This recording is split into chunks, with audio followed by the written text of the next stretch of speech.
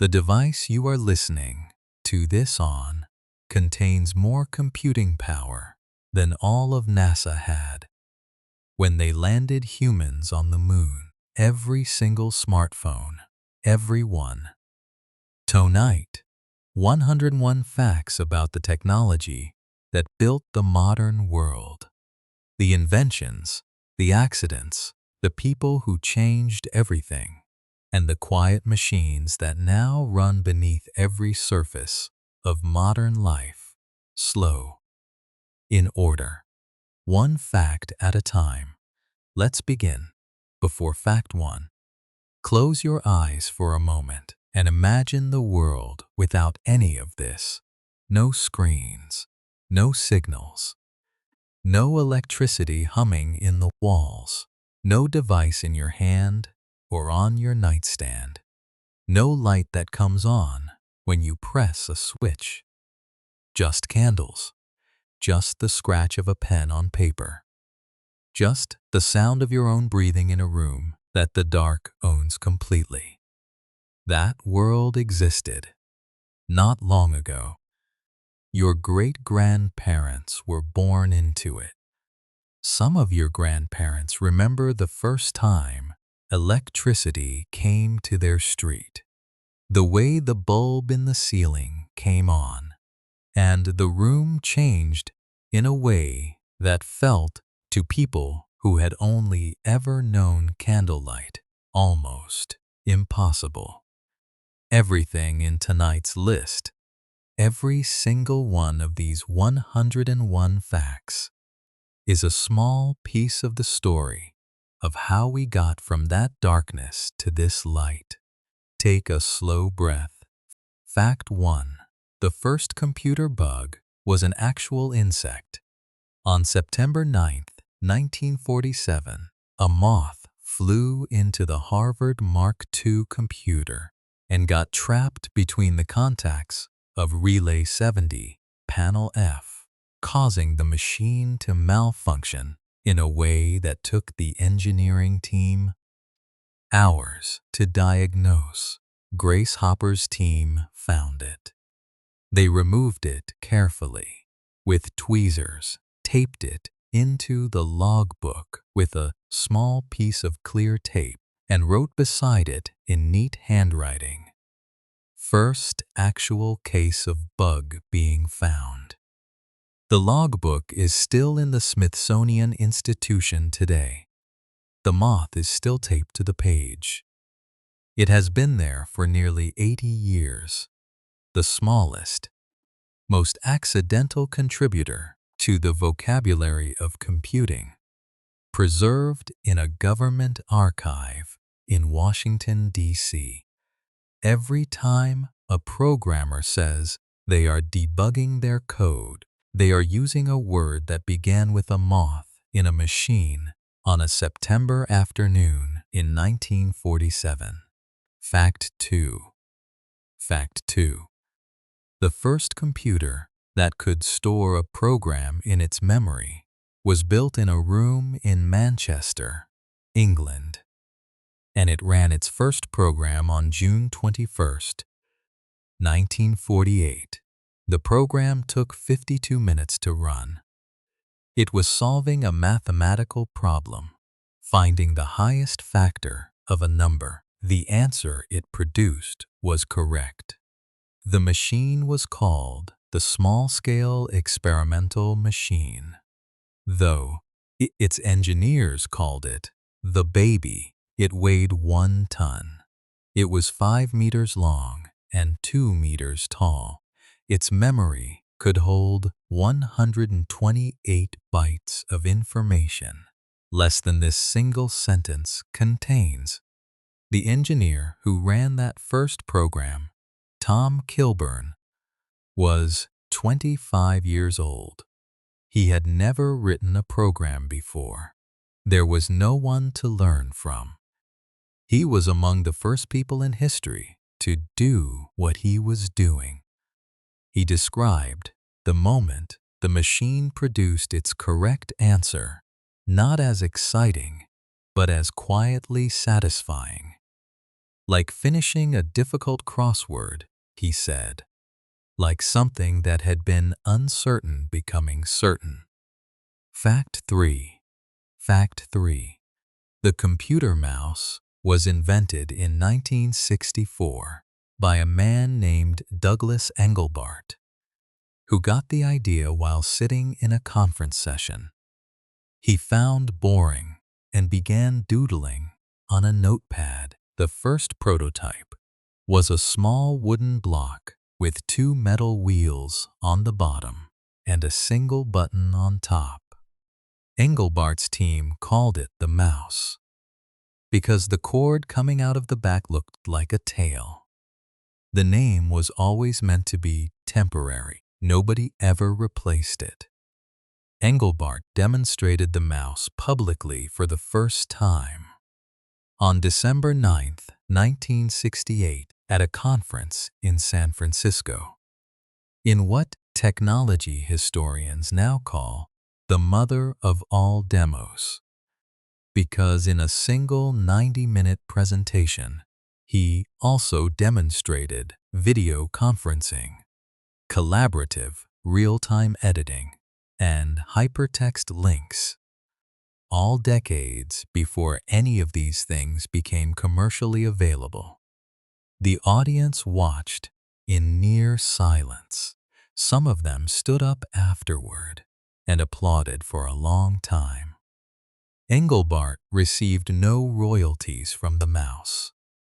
His patent expired before the device became commercially significant.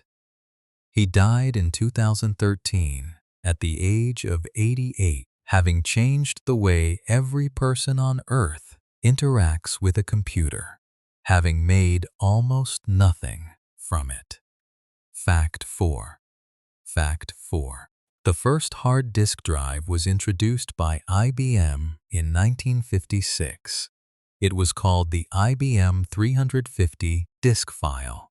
It stored 5 megabytes of data. 5. The kind of storage that today holds a single low-resolution photograph. It weighed over a ton. It was the size of 2 large refrigerators standing side by side. It required its own air conditioning unit to keep it cool. Renting it cost $3,400 per month, approximately $35,000 per month in today's money. To put the 5 megabytes in perspective, a single minute of music stored as an MP3 file today takes up roughly 1 megabyte. The IBM 350, the size of 2 refrigerators.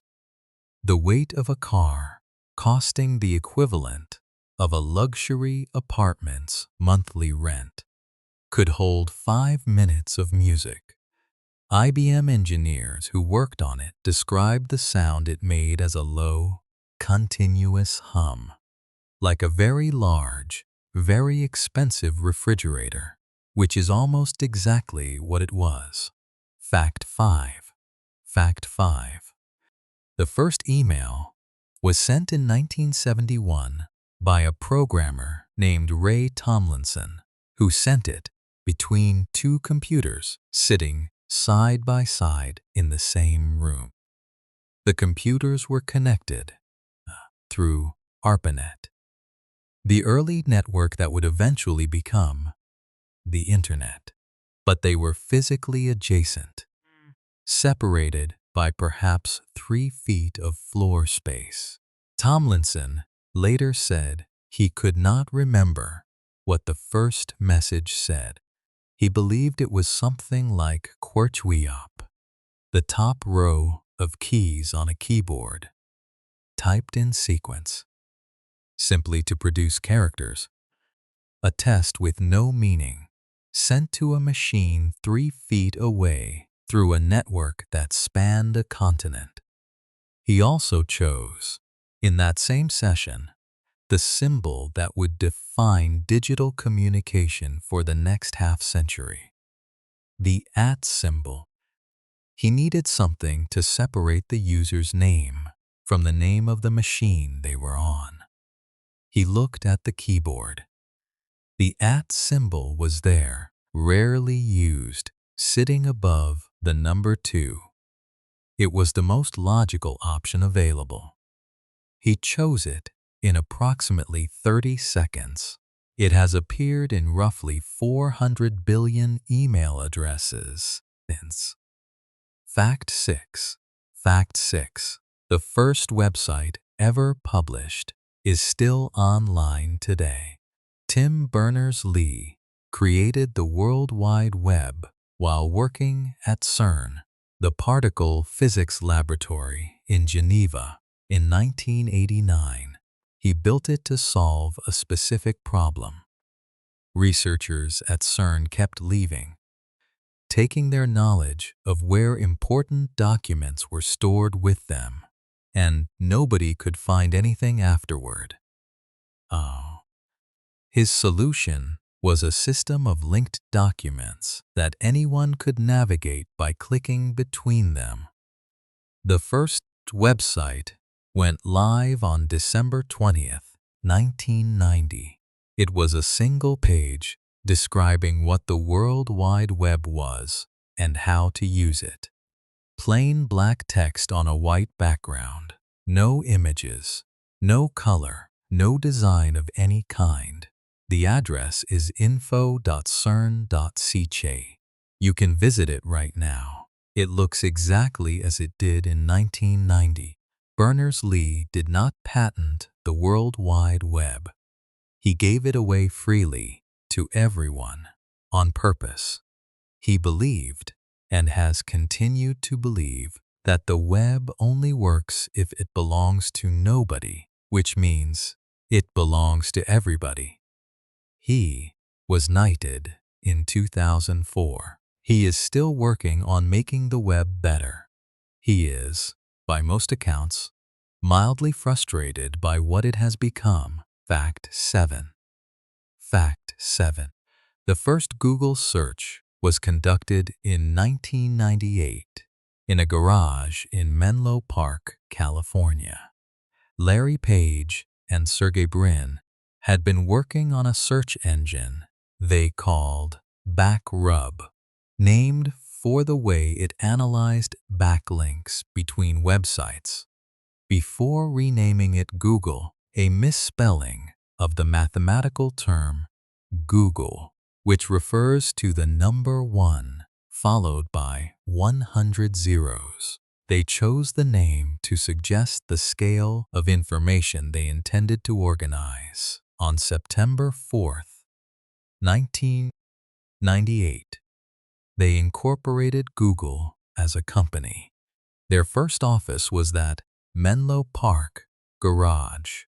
Their first employee was a woman named Susan Wojcicki, whose garage it was. She would later become the CEO of YouTube, which Google acquired for $1.65 billion in 2006.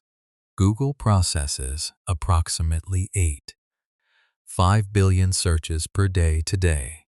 Every one of them begins with someone typing something into a box and pressing a button, the same fundamental action that Page and Brin designed in a garage in 1998, unchanged in its essential nature despite everything that has changed around it. Fact 8. Fact 8. The Apollo 11 guidance computer, the machine that navigated humans to the moon and back in 1969, had 4 kilobytes of RAM. 4 kilobytes. Your smartphone has roughly 2 million times more memory. A modern car has more computing power than the entire Apollo program combined. The Apollo guidance computer weighed 32 kilograms and consumed 55 watts of power, slightly less than a household light bulb. It was considered extraordinarily advanced for its time. The engineers who built it had never built anything like it before, because nothing like it had ever existed. Margaret Hamilton, the software engineer who led the team that wrote the guidance computer's software, coined the term software engineering because she needed a way to explain to aerospace engineers that writing the computer's programs was as serious and as rigorous a discipline as building the rocket itself. Nobody believed her at first. Then Apollo 11 landed on the moon exactly where the software said it would, at exactly the time the software calculated. After that, people believed her. Fact 9. Fact 9. The Nokia 3310, released in the year 2000, sold 126 million units worldwide. It weighed 133 grams. Its battery lasted, under normal use, several days between charges. It survived being dropped, submerged, sat on, left in coat pockets through entire winters, and run over by at least one documented bicycle. Its ringtone, notes drawn from a guitar piece called Gran Vals, composed in 1902 by the Spanish musician Francisco Tárrega, became the most widely heard piece of music on earth. Not the most downloaded, not the most streamed, the most heard, because it played, unbidden, from pockets and handbags and coat pockets, in offices and restaurants, and train carriages, approximately 1 billion times per day. At its peak, Francisco Tárrega died in 1909. He never owned a telephone. He composed Gran Vals as a short piece for classical guitar, intended to be played in concert halls to small, attentive audiences. His 7-note melody played from the pockets of half the world for nearly a decade. Fact 10. Coming up in the next 10 facts. The technology that was invented by accident when a scientist walked too close to a machine and noticed something strange in his pocket. The keyboard layout you are using right now was designed to slow typists down, not speed them up. And the satellite that makes your GPS work is traveling so fast that without Einstein's theory of relativity, your maps would be wrong by several kilometers every single day. Fact 10. The QWERTY keyboard layout. The arrangement of letters on almost every keyboard in the world was designed in 1873 specifically to slow typists down. Christopher Latham Scholes, the inventor of the first commercially successful typewriter, found that typists using early keyboard layouts were typing so quickly that the mechanical arms carrying the letters jammed together before they could reset. His solution was to separate commonly used letter pairs, placing letters that frequently appear together in English words far apart on the keyboard, forcing the typist's fingers to travel greater distances and therefore type more slowly. It worked.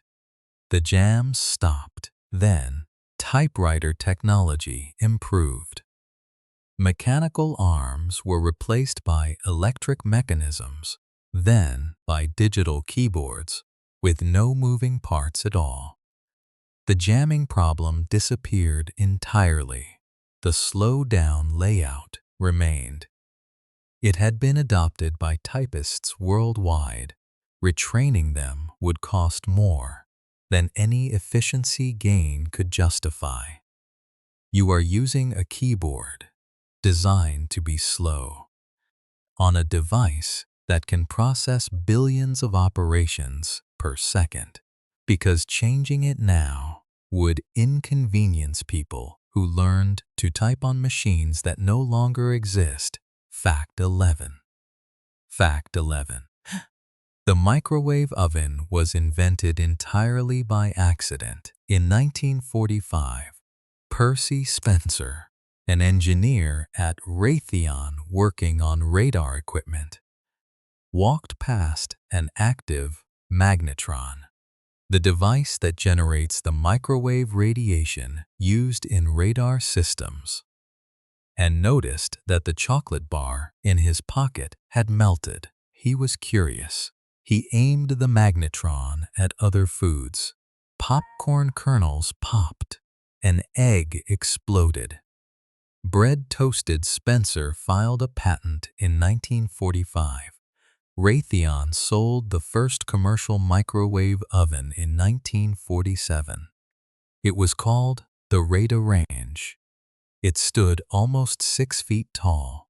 It weighed 340 kilograms.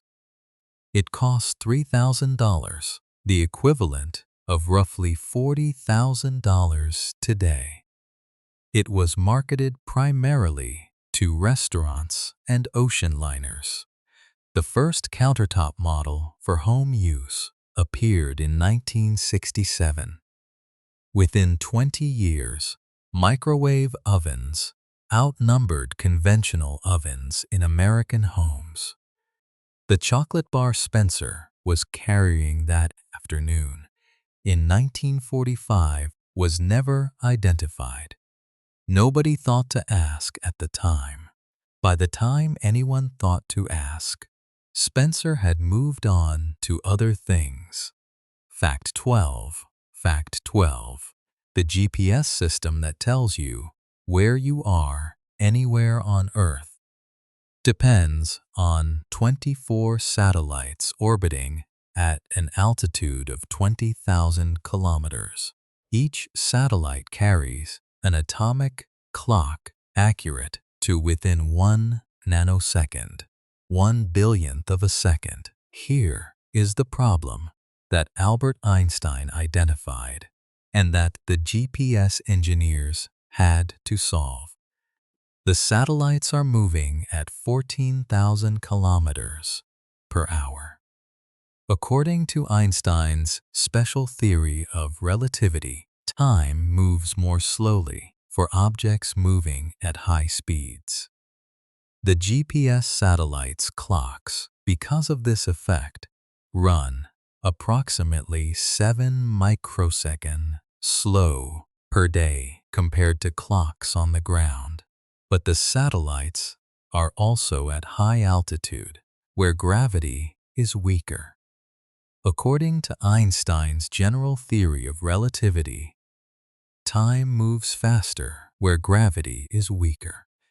This effect makes the satellites' clocks run approximately 45 microsecond fast per day. Net effect. The satellite clocks gain approximately 38 microseconds per day relative to ground clocks. 38 microsecond sounds like nothing, but GPS uses the travel time of signals between satellites and receivers to calculate position.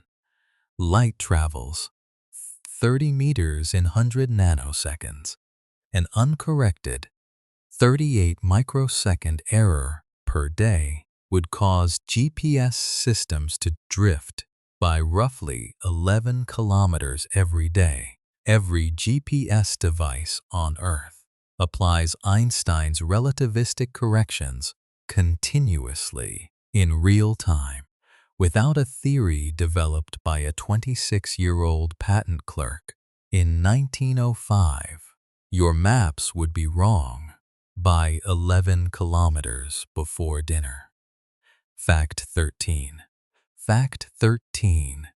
The first photograph ever taken required an exposure time of approximately 8 hours. Joseph Nicephore Niepce, a French inventor, took it in 1826 or 1827.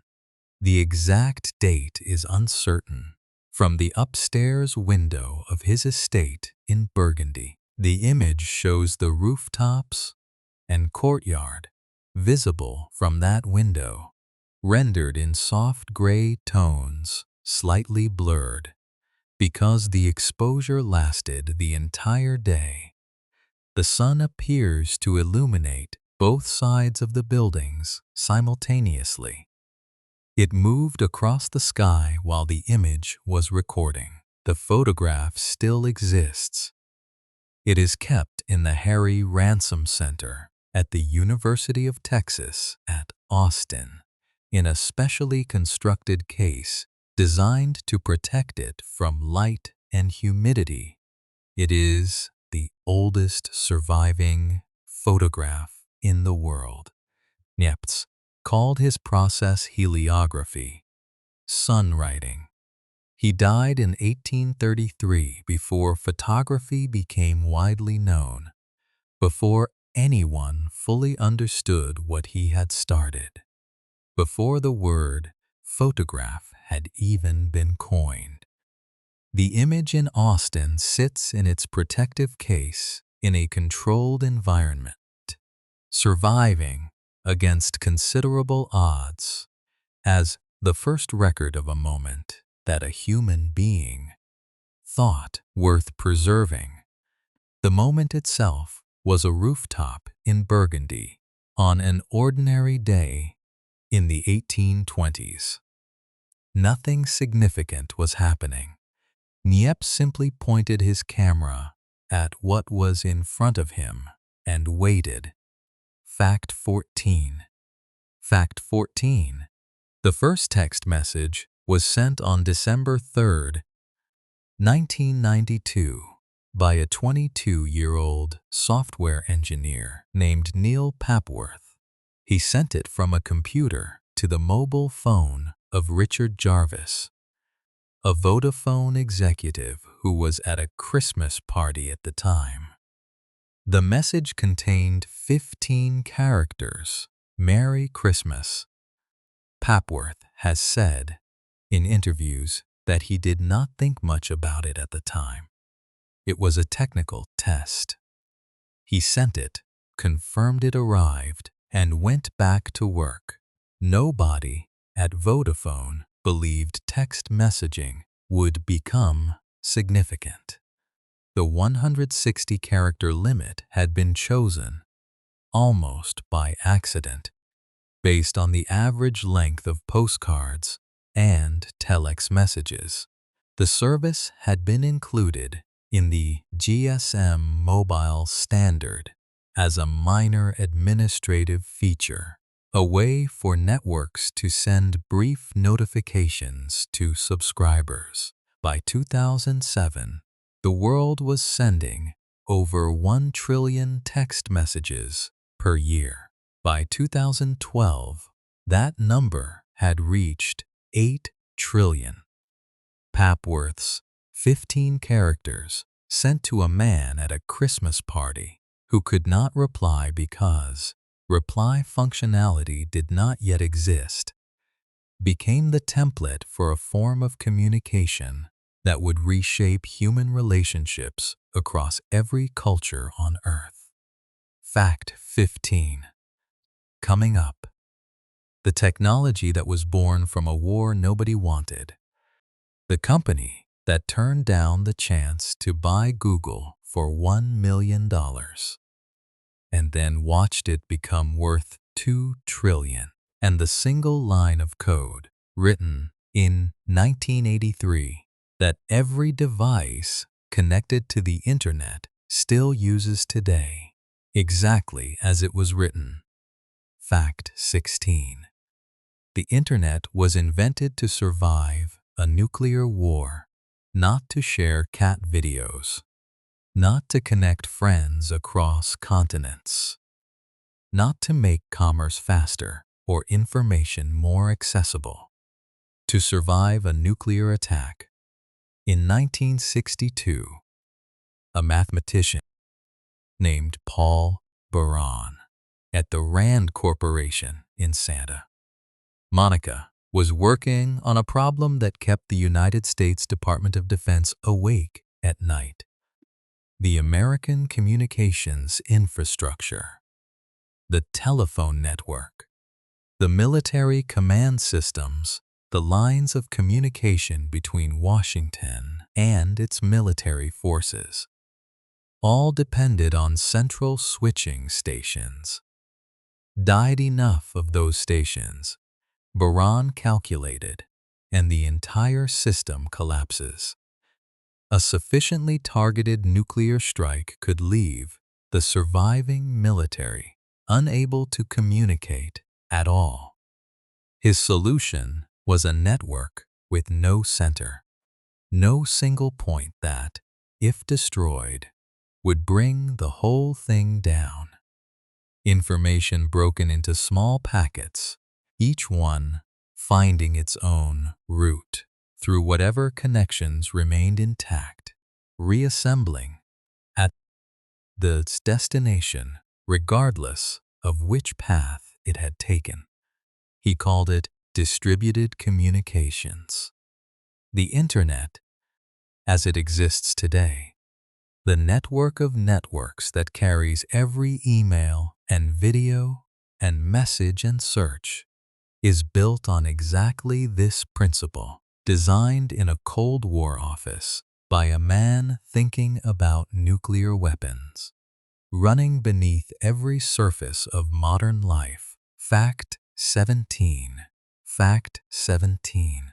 The first message ever sent across what would become the Internet was sent on October 29, 1969, between UCLA and Stanford Research Institute, 350 miles apart. The message was supposed to be the word "Lugin." A graduate student named Charlie Klein typed the first letter, L. He called Stanford on a telephone to confirm it had arrived. It had. He typed the second letter, O. Stanford confirmed. He typed the third letter, G. The system crashed. The first message ever sent across the Internet was L.O. Klein, and the engineers at Stanford spent the next hour fixing the crash. When the system was stable again, Klein typed the full word "Lagen," and it arrived intact. But the first message, the one that actually got through before anything went wrong, was 2 letters. Lo, as in hello, as in look. As in the most accidental greeting in the history of human communication. Sent at 10:30 p.m. on a Wednesday night in October, received 350 miles away by a machine that did not know what to do with what came next. Fact 18. Fact 18. The World Wide Web and the Internet are not the same thing. This confuses almost everyone, including people who use both every day. The Internet is the infrastructure, the physical network of cables, routers, satellites, and servers that carries data between computers. It has existed in various forms since 1969. The World Wide Web is one service that runs on top of that infrastructure. It is the system of linked pages that you navigate with a browser. The HTTP protocol, the HTML documents, the URLs that begin with www. Tim Berners-Lee invented the web in 1989. The Internet already existed and had been running for 20 years. Berners-Lee built a new way to use it. Other things also run on the Internet, but are not the web. Email, which predates the web by nearly 20 years. File transfer protocols, online gaming, video calls, streaming services. These all use the Internet's infrastructure without going through the web at all. The distinction matters because the web is one layer of the Internet, not the whole thing. The way roads are one use of the Earth's surface, not the surface itself. Fact 19. Fact 19. There are approximately 1.13 billion websites on the Internet today.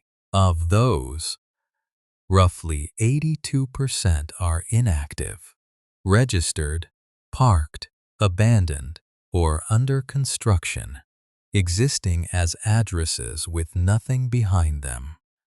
Of the remaining 18% that are active, the 10 most visited websites account for a disproportionate share of all Internet traffic.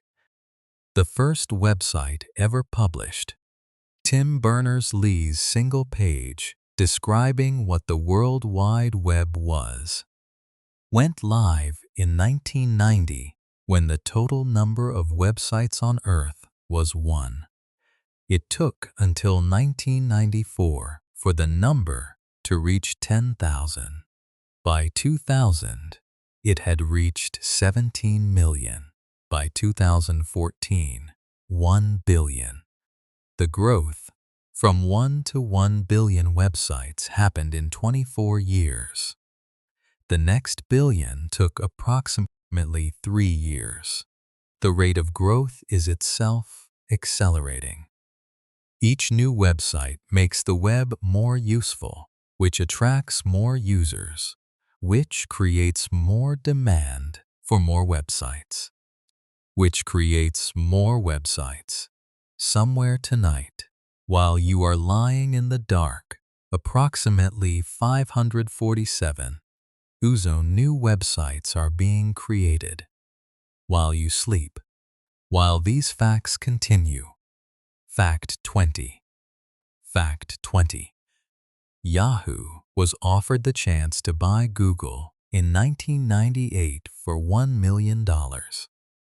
Larry Page and Sergey Brin, two PhD students at Stanford, who had built a search engine they initially called BackRub, approached Yahoo's founders, David Filo and Jerry Yang, with an offer to sell their technology. Yahoo declined. Their reasoning was straightforward. They did not want users to find what they were looking for quickly and leave Yahoo's site. Yahoo's business model depended on users staying on Yahoo, browsing Yahoo's content, seeing Yahoo's advertisements. A search engine that worked too well was counterproductive. They were not wrong about their own business model. They were wrong about what the future of the Internet would reward. Google incorporated in September 1998, 9 months after Yahoo declined to buy it. Within 2 years, Google had become the most used search engine on Earth. Within 10 years, it was worth more than $100 billion. Yahoo was acquired by Verizon in 2017 for $48 billion. A fraction of what it could have been worth had it bought Google for $1 million in 1998. The $1 million Yahoo saved that day became, in retrospect, the most expensive savings in the history of business.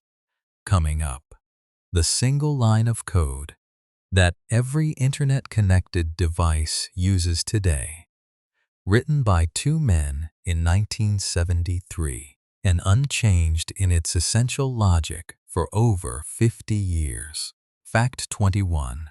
Every device connected to the Internet, every smartphone, every laptop, every server, every smart refrigerator, and connected light bulb and streaming device communicates using a protocol developed by two men in 1974. Vint Cerf and Robert Kahn spent the better part of 2 years developing what they called the Transmission Control Protocol and the Internet Protocol, TCP/IP. It is the common language of the Internet, the agreed-upon rules governing how data is broken into packets, how those packets are addressed and routed, and how they are reassembled at their destination. Cerf and Kahn published their paper in 1974. On January 1st, 1983, a date that network historians call Flag Day, the ARPANET officially switched to TCP/IP as its standard protocol. The switch happened quietly, no announcement, no ceremony.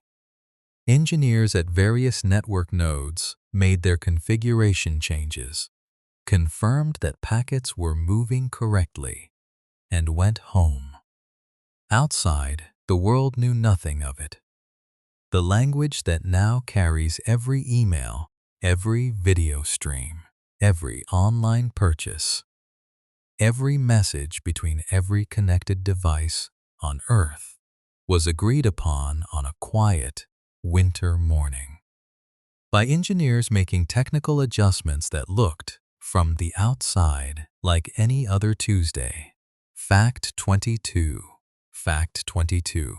The first online purchase ever made was a large pepperoni pizza with mushrooms, ordered from Pizza Hut in 1994. Pizza Hut launched an experimental online ordering system in Santa Cruz, California that year.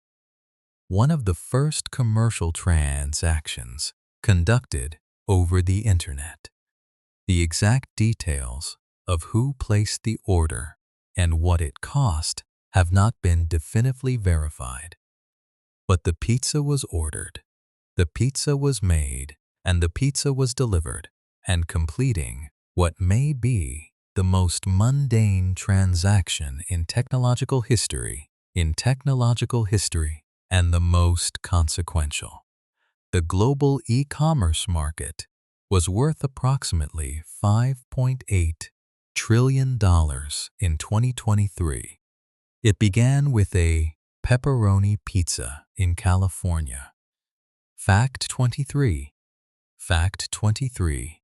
The first YouTube video was uploaded on April 23, 2005 at 8:27 p.m. It was 18 seconds long.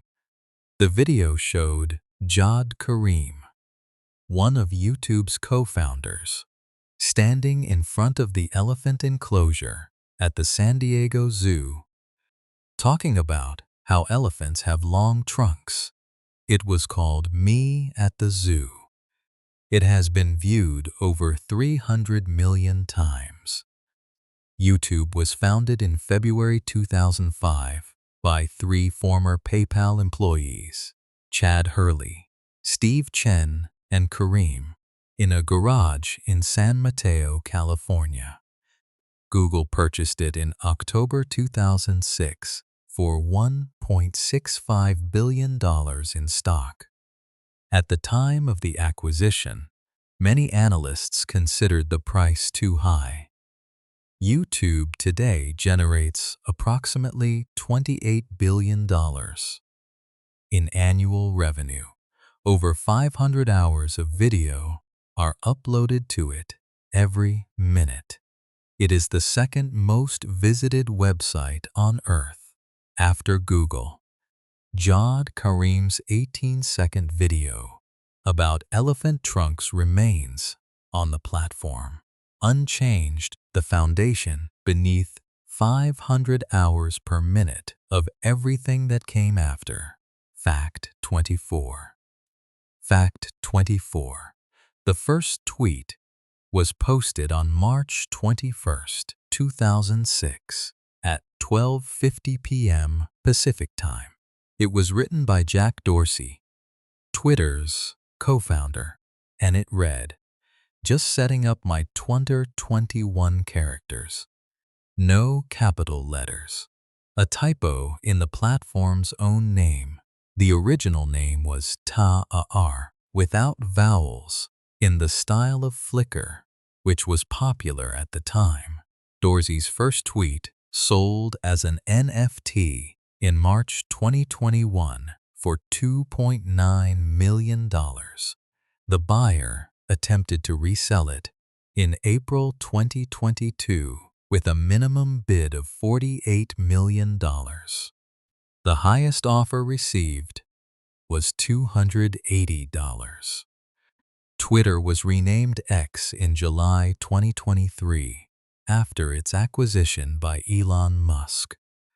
The original tweet remains on the platform, posted to an account that now exists in a company with a different name under a logo that has changed, readable by anyone, unchanged since the afternoon of March 21st, 2006. Just setting up my TBU TDR. Fact 25. Fact 25. The average person touches their smartphone 2,617 times per day. This figure comes from a 2016 study by the research firm D-Scout, which tracked the phone usage of Android users over 5 days. Heavy users touched their phones over 5,000 times per day. A touch is defined as any interaction, a tap, a swipe, a press of the home button. 617 touches per day works out to approximately one touch every 33 seconds during waking hours. The first iPhone was released in 2007. At that point, the average person touched a phone perhaps a dozen times per day, to make a call, to end a call, to check the time. The transformation from 12 touches to 2,617 happened in less than a decade.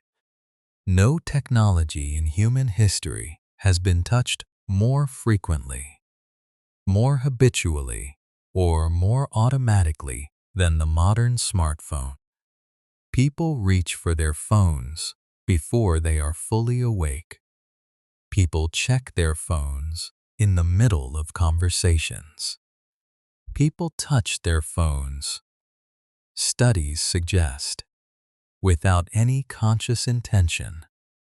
The way previous generations might have touched a watch or patted a pocket, the touch has become a reflex. The reflex is less than 20 years old. Fact 26. Fact 26. Bluetooth technology is named after a 10th century Viking king, Harald Bluetooth. Harald Blåtand in Old Norse was the king of Denmark who united the warring tribes of Denmark and Norway under a single rule in the 900s. He was known for his ability to make people communicate and work together. When engineers at Intel, Ericsson, and Nokia were developing a short-range wireless communication standard in the 1990s, one that would connect different devices and different technologies without wires. They used the name Bluetooth as a code name, intending to replace it before release. They never did. The Bluetooth logo is also derived from Harald Bluetooth. It is a combination of his initials in runic script, the H rune and the B rune merged into a single symbol.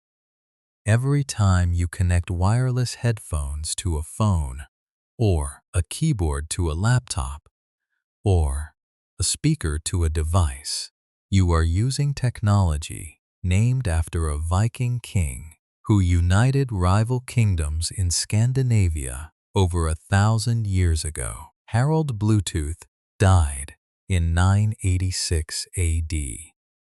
The precise cause of his death is uncertain. Some sources say he was killed in battle, others that he died of wounds while fleeing a rebellion. He left no record of his thoughts on wireless data transfer. Fact 27. Fact 27.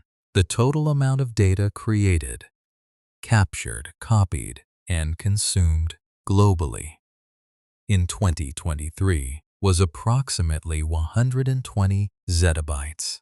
A zettabyte is 1 trillion gigabytes. To store 120 zettabytes on standard DVDs, you would need approximately 24 trillion DVDs. Stacked on top of each other, that pile of DVDs would reach from the Earth to the Moon and back approximately 16,000 times. In 2010, the total global data was approximately 2 zettabytes. The amount of data created globally doubles roughly every 2 years. Of the 120 zettabytes created in 2023, the overwhelming majority, estimates suggest over 90%, was created in the last 2 years alone. This means that humanity has created more data in the last 2 years than in all of previous human history combined. Every photograph, every message, every search, every video stream, every sensor reading, from every connected device, every transaction, every click, all of it accumulating in data centers around the world, in buildings with no windows that hum constantly, with the sound of cooling systems running day and night. The world is generating its own record faster than anyone planned, faster than anyone knows what to do with. Fact 28. Fact 28.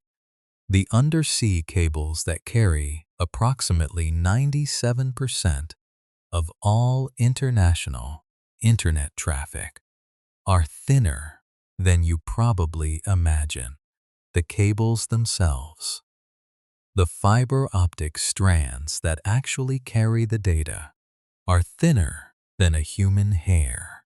Each strand carries data as pulses of light, traveling at roughly 2/3 the speed of light through glass so pure that if the ocean were made of it, you could see the bottom from the surface.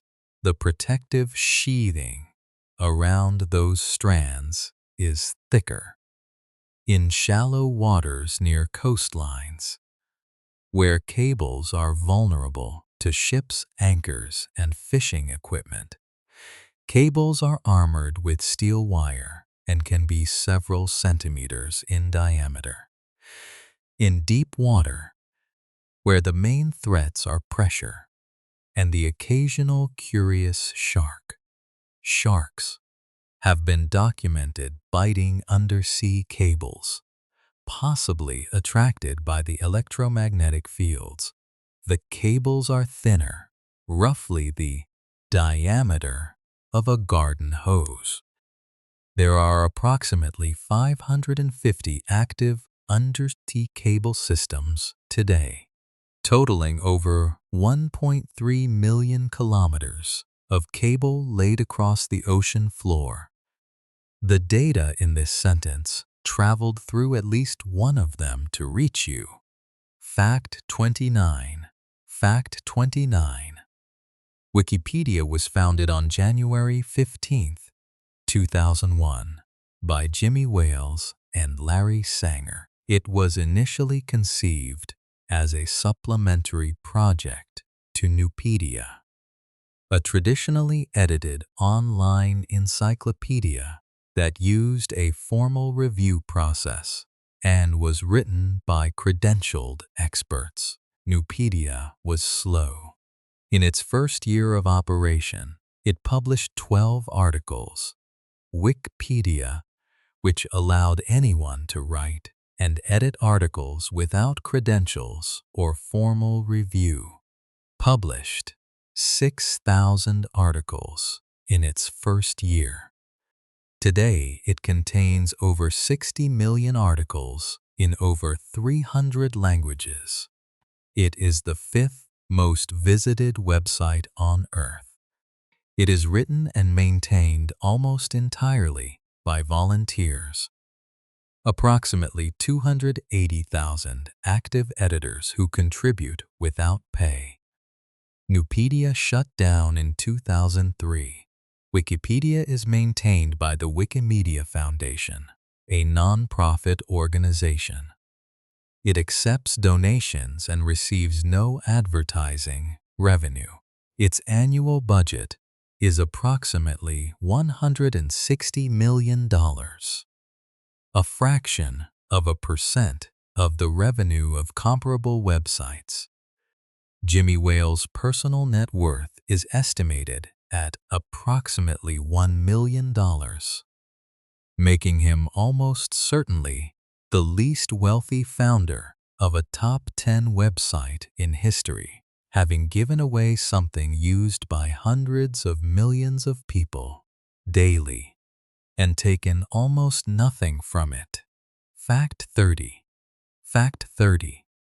Every second, approximately 6,000 tweets are posted, 1,000 photos are uploaded to Instagram, 500 hours of video are uploaded to YouTube, and 5 million emails are sent every second.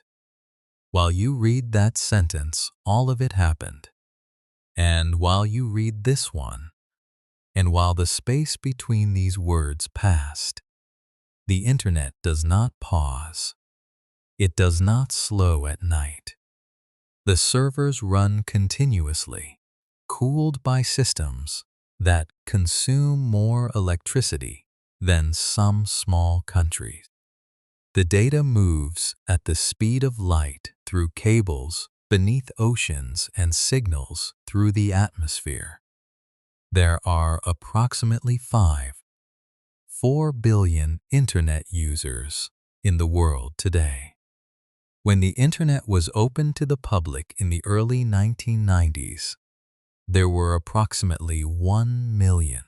The journey from 1 million to 5.4 billion users happened in 30 years, one human generation. The children being born tonight will grow up in a world where this connectivity is as natural and unremarkable as running water, where the question of what the internet is will feel as strange as asking what electricity is. It will simply be there. Everywhere, always, the way the dark used to be before the switch on the wall. Coming up in facts 31 to 45. The phone that changed everything.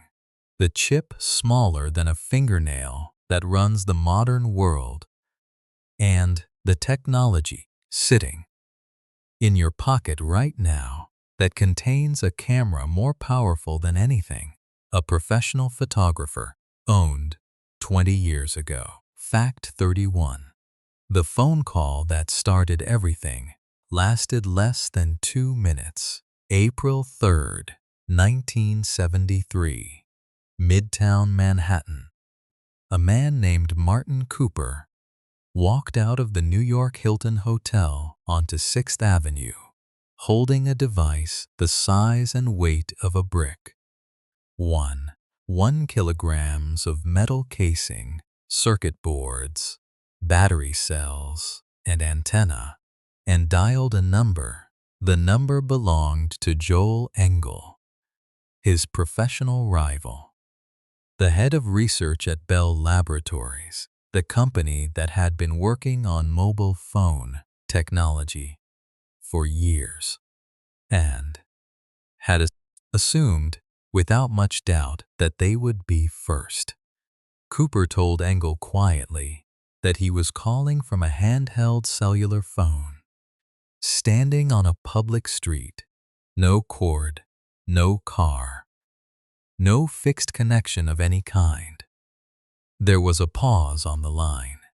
Cooper would later say he could not remember exactly what Engel said in response.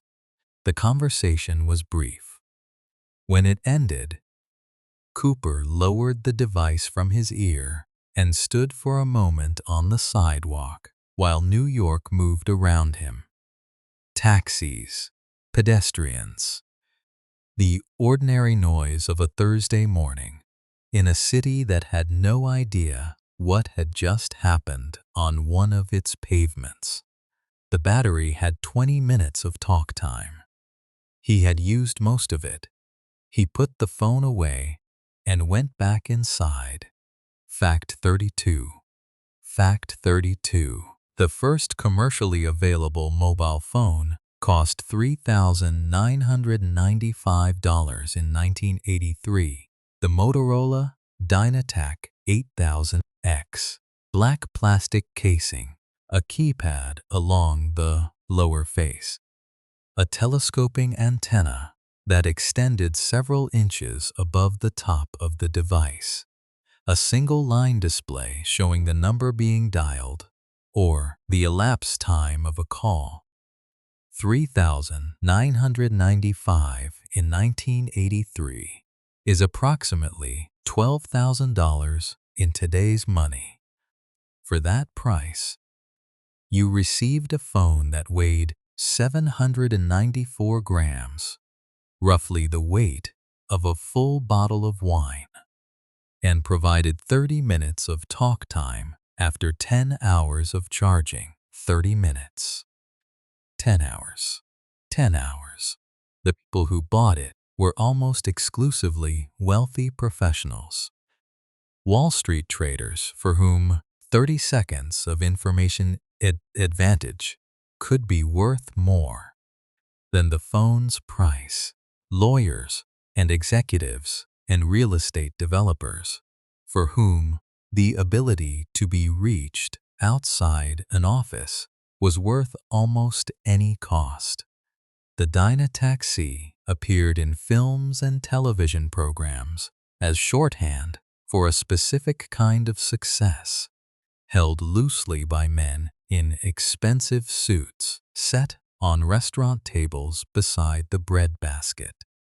A declaration that the person carrying it had arrived somewhere. Most people had not. The device was indifferent to this symbolism. It was simply a radio transmitter doing what it was designed to do. The meaning was added by the people watching. Fact 33. Fact 33. Nokia was a rubber and paper company before it made phones. Founded in 1865 on the banks of the Nokia River in Finland, the company spent its first century making rubber boots, paper, and cables. Its first product was a wood pulp mill. Its second was a rubber factory. For most of its existence, Nokia made the unglamorous industrial products that industrial economies require. Things that keep water out of boots and light in cables. The decision to focus on telecommunications came in the mid-1980s, during a period of financial difficulty. The rubber division was stable. The paper division was stable, but both offered limited growth. The cable division, which had moved into electronic components, was positioned at the edge of something that looked, to the people examining it carefully, like it might become very large. Nokia began making mobile phones in 1987. By 2000, it controlled more than 40% of the global mobile phone market.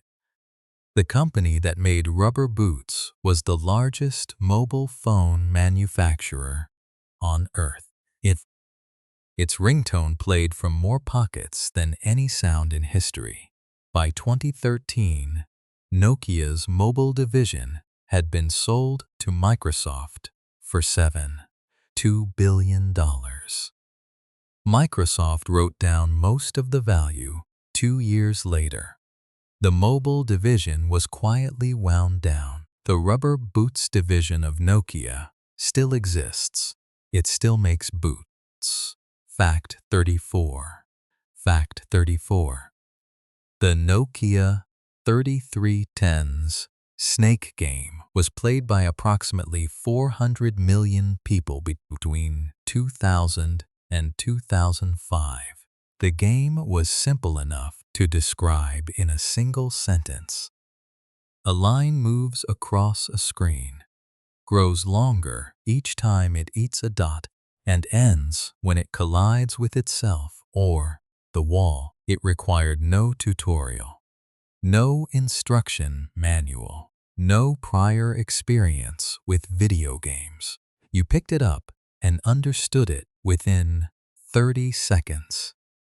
Regardless of age or background or familiarity with technology, it was played in waiting rooms and on buses and in the quiet minutes between one thing and the next. It was played by people who had never played a video game before and would never play one again. It was played by grandmothers and by children and by businessmen in airport departure lounges who looked up from it only when their flight was called. 400 million people. The same game, the same line, eating the same dots on the same small green screen. It was not the first mobile game, not the most technically sophisticated. It was simply the right game at the right moment. The first time a huge portion of humanity had a small screen in their pocket that was capable of doing something other than making calls, and Snake was what that screen did. Fact 35. Fact 35. Steve Jobs introduced the iPhone on January 9, 2007, with a line that has been repeated so many times it has lost some of its original strangeness.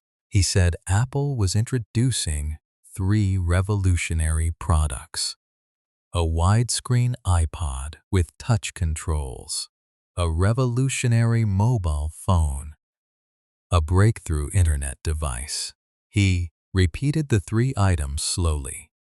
He let the audience murmur. Then he said, "These are not 3 separate devices. This is one device." In the audience, some people laughed, not mockingly, the way people laugh when they are surprised by something that lands differently than they expected. Some people went completely quiet, the particular quiet of engineers rapidly calculating whether what they were being shown was actually possible. The iPhone had no physical keyboard. Its entire face was glass. It responded to the bare touch of a human finger with a fluency that no touchscreen had previously managed. In the months that followed the announcement, the executives and engineers of Nokia, BlackBerry, and Motorola said publicly that the iPhone was interesting but would face significant challenges. The absence of a physical keyboard would limit its appeal. The battery life was insufficient. The price was too high. Within 18 months, every major phone manufacturer on Earth was redesigning everything they made. Fact 36. Fact 36. The transistor. the fundamental building block of every electronic device, was invented on December 23, 1947, in a laboratory in Murray Hill, New Jersey. John Bardeen and Walter Brattain built the first working transistor from a small piece of germanium with 2 gold contacts pressed against its surface. When a small electrical signal was applied to one contact, it controlled a much larger current flowing between the other contact and a base connection below. Small input, large output, amplification without a heated filament, without a glass envelope, without the heat and fragility and size of the vacuum tubes that had powered electronics until that moment. Brattain's laboratory notebook entry for December 23, 1947, describes the demonstration with the characteristic understatement of someone who has just changed the world and knows it, but was trained never to overclaim. He wrote, "This circuit was actually spoken over, and by switching the device in and out, a distinct gain in speech level could be heard. A distinct gain in speech level. The transistor would eventually make possible every computer, every smartphone, every server, every piece of electronic equipment of any kind built in the following 8 decades. Brattain noted it in his notebook. Closed the notebook. The laboratory was quiet. Outside, New Jersey in December was cold and ordinary. Fact 37. Fact 37. A modern smartphone contains approximately 15 billion transistors. 15 billion. In a device that fits in a shirt pocket. The first transistor, built by Bardeen and Brattain in 1947, was assembled by hand from discrete components. It was roughly the size of the palm of a hand. By 1958, Jack Kilby at Texas Instruments had figured out how to put multiple transistors on a single piece of semiconductor material. The integrated circuit. His first chip contained 5 components. 5. Today's most advanced chips contain 15 billion. The number of transistors on a chip has doubled approximately every 2 years since 1965. A pattern so consistent. It was named Moore's Law after Gordon Moore, the Intel engineer who identified it. If automobile technology had improved at the same rate as transistor technology since 1971, a car today would travel at a speed of 470,000 kilometers per hour, cost approximately 0.27 cents, and be small enough to park 30 of them on the head of a pin. The transistor improved faster than anything in human history. It is still improving. The transistors in the most advanced chips being manufactured today are approximately 2 nanometers in size, about the width of 10 silicon atoms placed side by side. Fact 38. Fact 38. The camera in a modern smartphone would have been considered professional-grade equipment 20 years ago.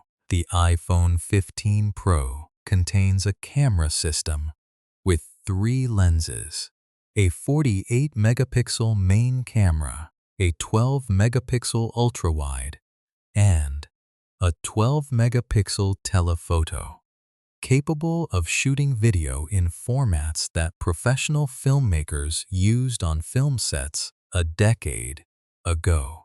In 2000, the first commercially available camera phone, the Sharp JH04, released in Japan, had a 0.11 megapixel sensor.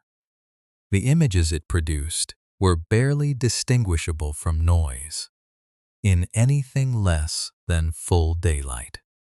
By 2003, camera phones were outselling standalone digital cameras worldwide.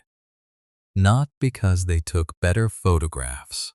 They did not. They outsold dedicated cameras because they were always in your pocket. And always in your pocket turned out to matter more than technically superior in a bag at home. The photographer who shot the first camera phone image of anything historically significant is unknown. The image is probably lost. Nobody thought to preserve it because nobody understood at the moment it was taken that the device taking it was the beginning of something that would fundamentally change how humans document their own lives. By 2023, approximately 1.8 trillion photographs were taken worldwide in a single year, virtually all of them on phones. Fact 39. Fact 39.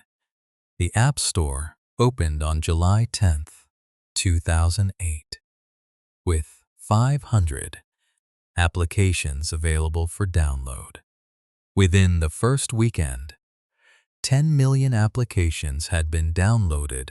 Within a year, there were 65,000 apps available. Within 5 years, over 1 million. Today, the App Store contains approximately 1.8 million applications, and the Google Play Store contains approximately 3.5 million more. The most downloaded app of all time is Facebook. The most downloaded game of all time is Subway Surfers, a game in which a cartoon character runs endlessly along train tracks, avoiding obstacles, which has been downloaded over 4 billion times since 2012. 4 billion times. A game about running. The combined value of the app economy in 2023 was approximately $935 billion. In 2008, on the day the App Store opened, it was zero. The concept of an application you could download to your phone in 30 seconds and have running immediately was new enough in 2008 that Apple ran television advertisements explaining what an app was and why you might want one. Today, the average person has 80 apps installed on their phone and uses approximately 9 of them daily. The other 71 sit in folders, largely forgotten, downloaded in a moment of optimism that has not yet recurred. Fact 40. Coming up, the satellite that has been orbiting Earth since 1990 and has taken photographs of objects 13.4 billion light-years away. The technology that allows your credit card to tap a reader without touching it, and the single engineering decision made in 1992 that determined the shape of every USB cable plug for the next 30 years. Fact 40. The Hubble Space Telescope was launched with a flaw in its primary mirror on April 24, 1990. The Space Shuttle Discovery carried Hubble into orbit.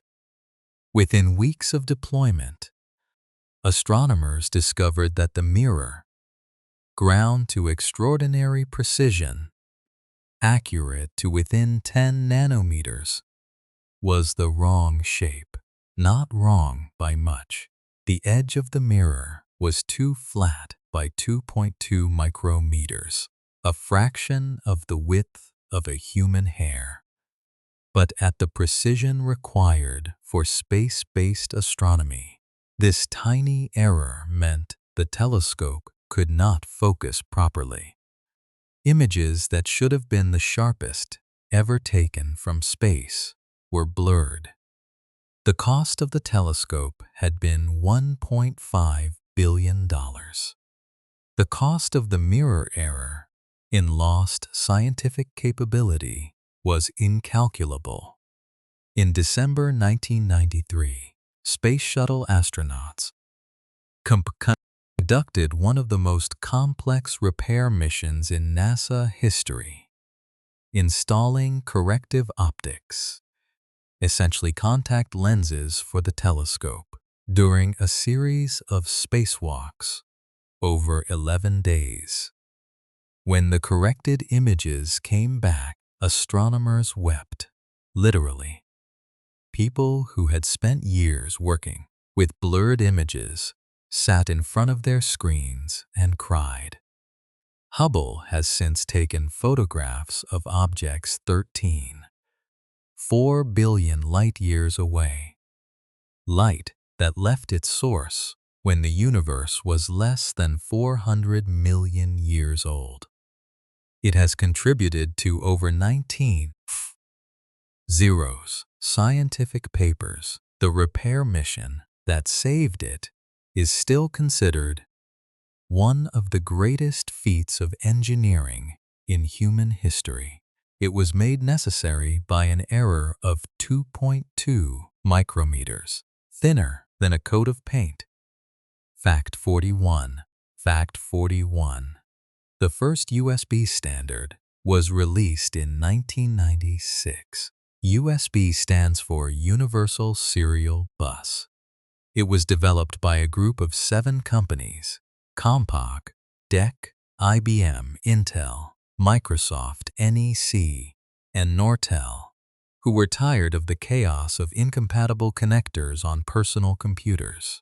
Before USB, a computer might have separate ports for the keyboard, the mouse, the printer, the scanner, the external drive, and various other peripherals. Each one a different shape, a different size, requiring different cables, none of them interchangeable. USB replaced this with a single standard, one connector type, one cable format. Plug it in and it works. Hot swappable. You could connect and disconnect devices without restarting the computer. The USB-A connector. The rectangular plug that fits only one way and that you have spent years trying to insert upside down before flipping it. Trying again and finding that the original orientation was correct. Was the dominant connector standard for over 20 years. The reason it only fits one way was a deliberate engineering decision. The team believed a connector that could be inserted in either orientation was more complex to manufacture and potentially less reliable. They chose simplicity of production over convenience of use. Engineers who made this decision went on to live normal lives, apparently untroubled. Fact 42. Fact 42. The ability to pay for something by tapping your card or phone against a reader uses a technology called near-field communication, or NFC. NFC works by inducing a tiny electrical current in a chip through electromagnetic induction. The same principle Michael Faraday demonstrated in his basement laboratory in 1831 when he proved that a changing magnetic field could generate an electrical current in a nearby wire. The chip in your contactless card requires no battery. It draws the tiny amount of power it needs from the electromagnetic field generated by the payment terminal at the moment of contact. The transaction is completed in the fraction of a second during which the card is close enough to the terminal for this induction to occur. The range of NFC is approximately 4 centimeters. This is deliberate, close enough to be convenient, short enough that the card in your wallet cannot be charged without your knowledge, unless someone with a reader gets extremely close to you. The first contactless credit card was introduced in South Korea in 2003. The technology is now used in over 50 billion transactions annually worldwide. Every time you tap to pay, you are using an electromagnetic principle discovered by a blacksmith's sons in a basement in London in 1831, repurposed as a payment system by South Korean engineers in 2003. Embedded in a piece of plastic in your pocket, Faraday had no way to buy coffee, but he made it possible. Fact 43. Fact 43. The lithium ion, the battery type that powers virtually every rechargeable device you own, was developed through the work of 3 scientists over several decades and won the Nobel Prize in Chemistry in 2019. John Goodenough, M. Stanley Whittingham, and Akira Yoshino each contributed essential components of the technology that made lightweight, rechargeable, high-capacity batteries possible. Goodenough was 97 years old when he received the Nobel Prize. He remains the oldest Nobel laureate in history. He had been working on battery technology since the 1970s and was 57 years old when he made the key discovery that enabled the modern lithium-ion battery, an age at which many careers are winding down. He continued working and publishing research past the age of 100. The lithium-ion battery made the smartphone possible. Before it, battery technology was too heavy, too limited in capacity, or too dangerous to be practical in small handheld devices. The rechargeable battery in your phone tonight, the one that powers the device you are listening to, that charges while you sleep, that will be ready in the morning, exists because a 57-year-old scientist in the 1980s refused to believe the problem was unsolvable. He was right. Fact 44. Fact 44. The Internet consumes approximately 300 to 400 terawatt hours of electricity per year, roughly equivalent to the annual electricity consumption of the United Kingdom. This figure includes the energy used by data centers, by the networks that connect them, and by the devices through which people access the Internet. It does not include the energy used to manufacture those devices, the data centers that store and process Internet traffic are among the largest electricity consumers in many of the regions where they are located. A single large data center can consume as much electricity as 50,000 homes. Tech companies have responded to growing awareness of this consumption with significant Investments in renewable energy. Google has claimed to match 100% of its electricity consumption with renewable energy purchases since 2017. Microsoft has committed to being carbon negative by 2030. The servers themselves run continuously. They do not slow at night, or on weekends, or on public holidays. The cooling systems that keep them from overheating run at the same rate regardless of the hour.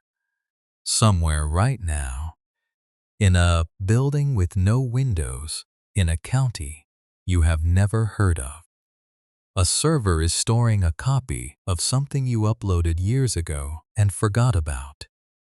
The server has not forgotten. It is cool and running, and will be running when you wake up tomorrow. Fact 45.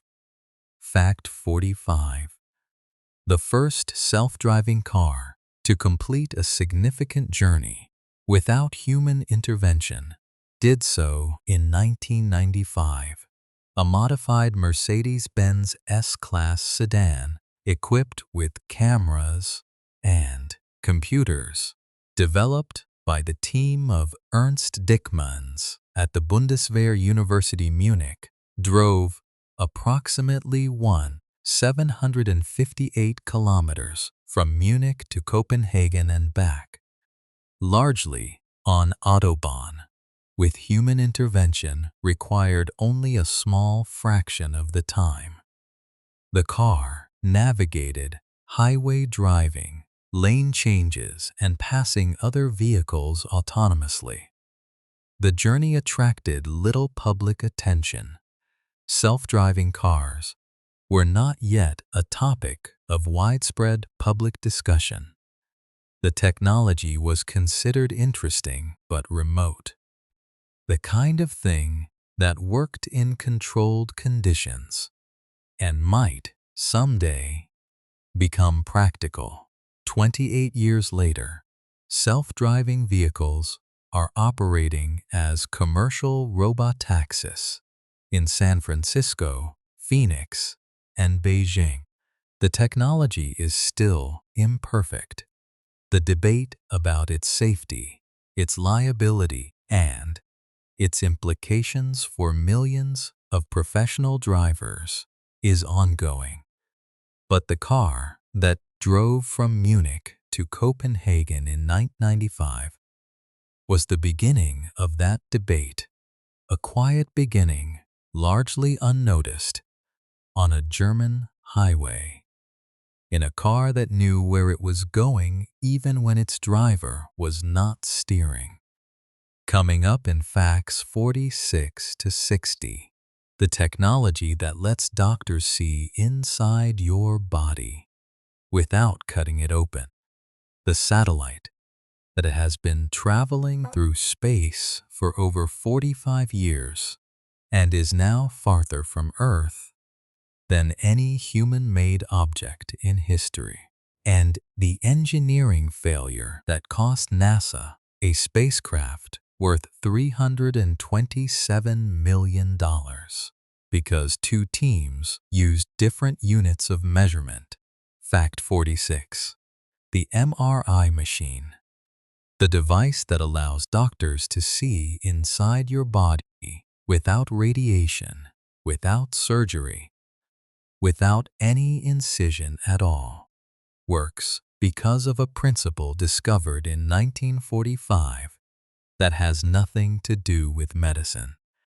Felix Bloch at Stanford and Edward Purcell at Harvard independently discovered that atomic nuclei, when placed in a magnetic field and struck with radio waves at precisely the right frequency, absorb the radio waves and then release them in a detectable signal.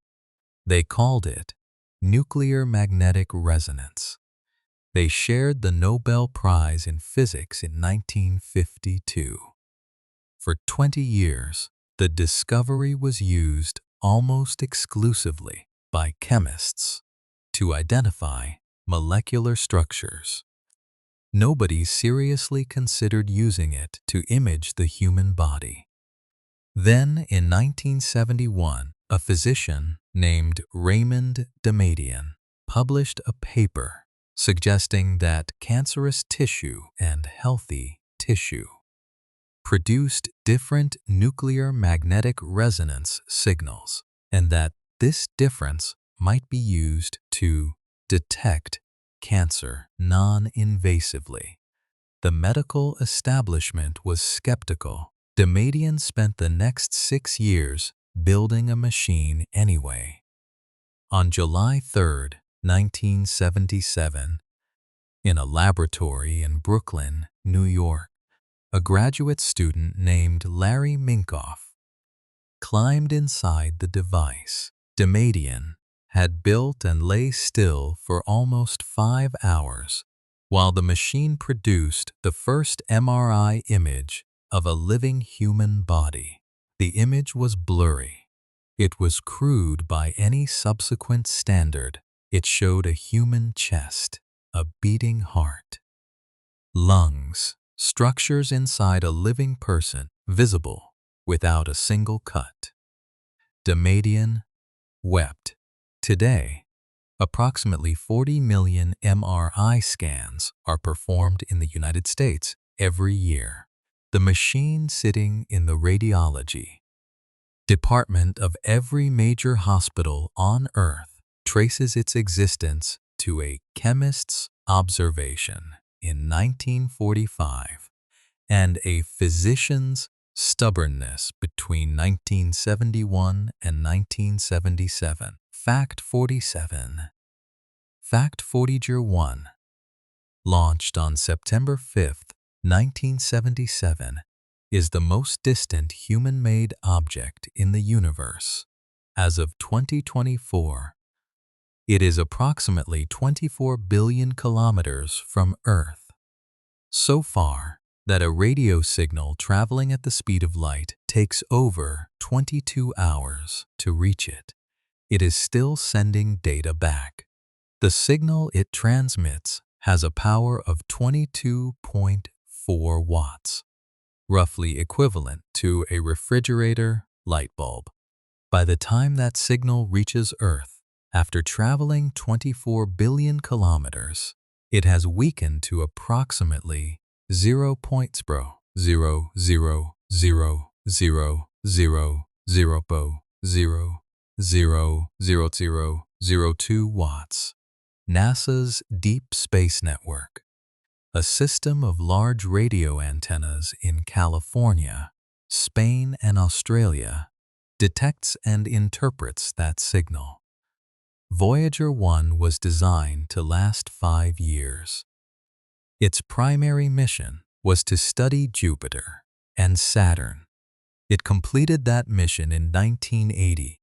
It is now 46 years past its design life, traveling at approximately 61,000 kilometers per hour, carrying a golden record containing sounds and images of Earth, chosen by a committee that included Carl Sagan, intended for any intelligence that might one day find it.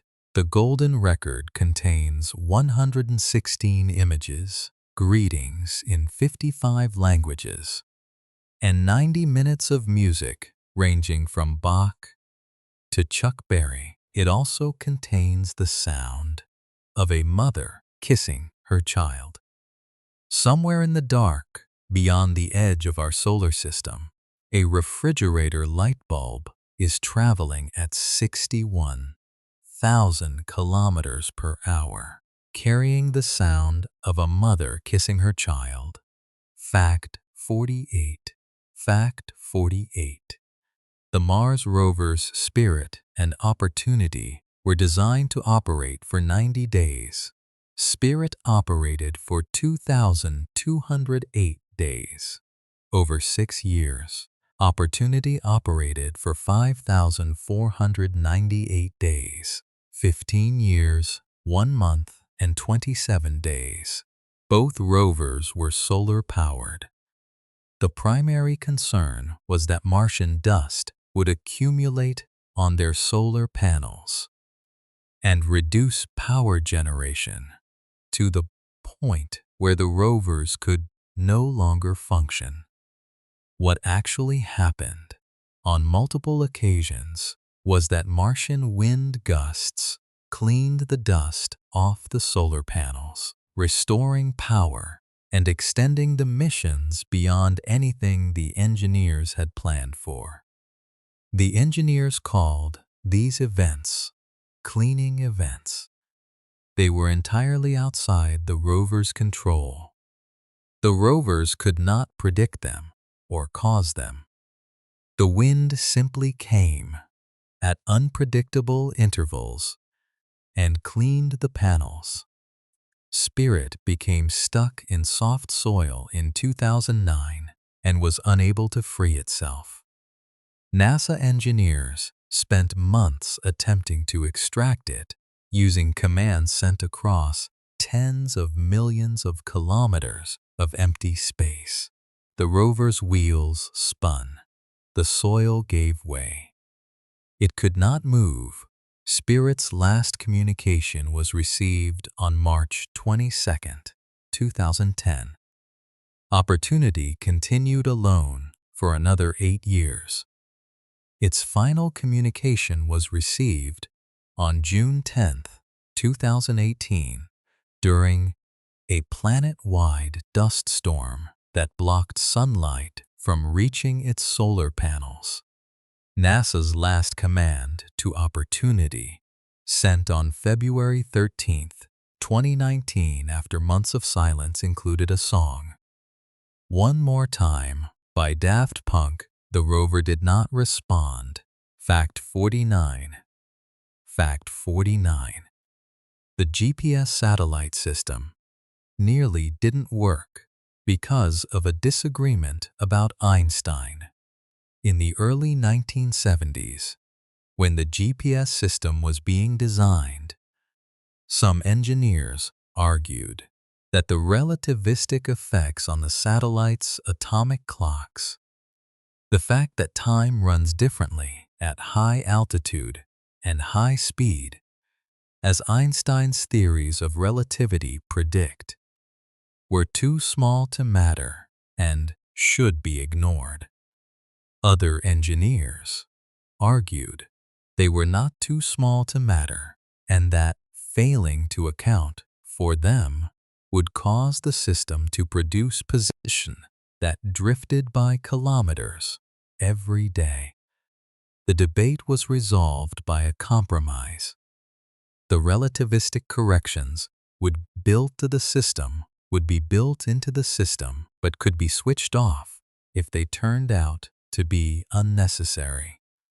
On the first day the GPS system was tested, the corrections were switched off. The positions drifted by kilometers within hours. The corrections were switched back on. They have remained on ever since. Every GPS device on Earth, every navigation system, every phone map, every delivery truck tracker applies corrections derived from theories developed by a 26-year-old patent clerk in Bern in 1905 and published in a paper that most of the physics establishment initially considered too radical to take seriously. Einstein's theories are now encoded in the firmware of navigation satellites. They run automatically. They are never switched off. Without them, you could not find your way home. Fact 50. Fact 50. NASA lost a spacecraft worth $327 million in 1999 because two engineering teams used different units of measurement. The Mars Climate Orbiter was designed to enter orbit around Mars and study its climate. After a 10-month journey covering 669 million kilometers, it approached Mars on September 23, 1999, and fired its engines to enter orbit. It entered the Martian atmosphere at the wrong angle and was destroyed.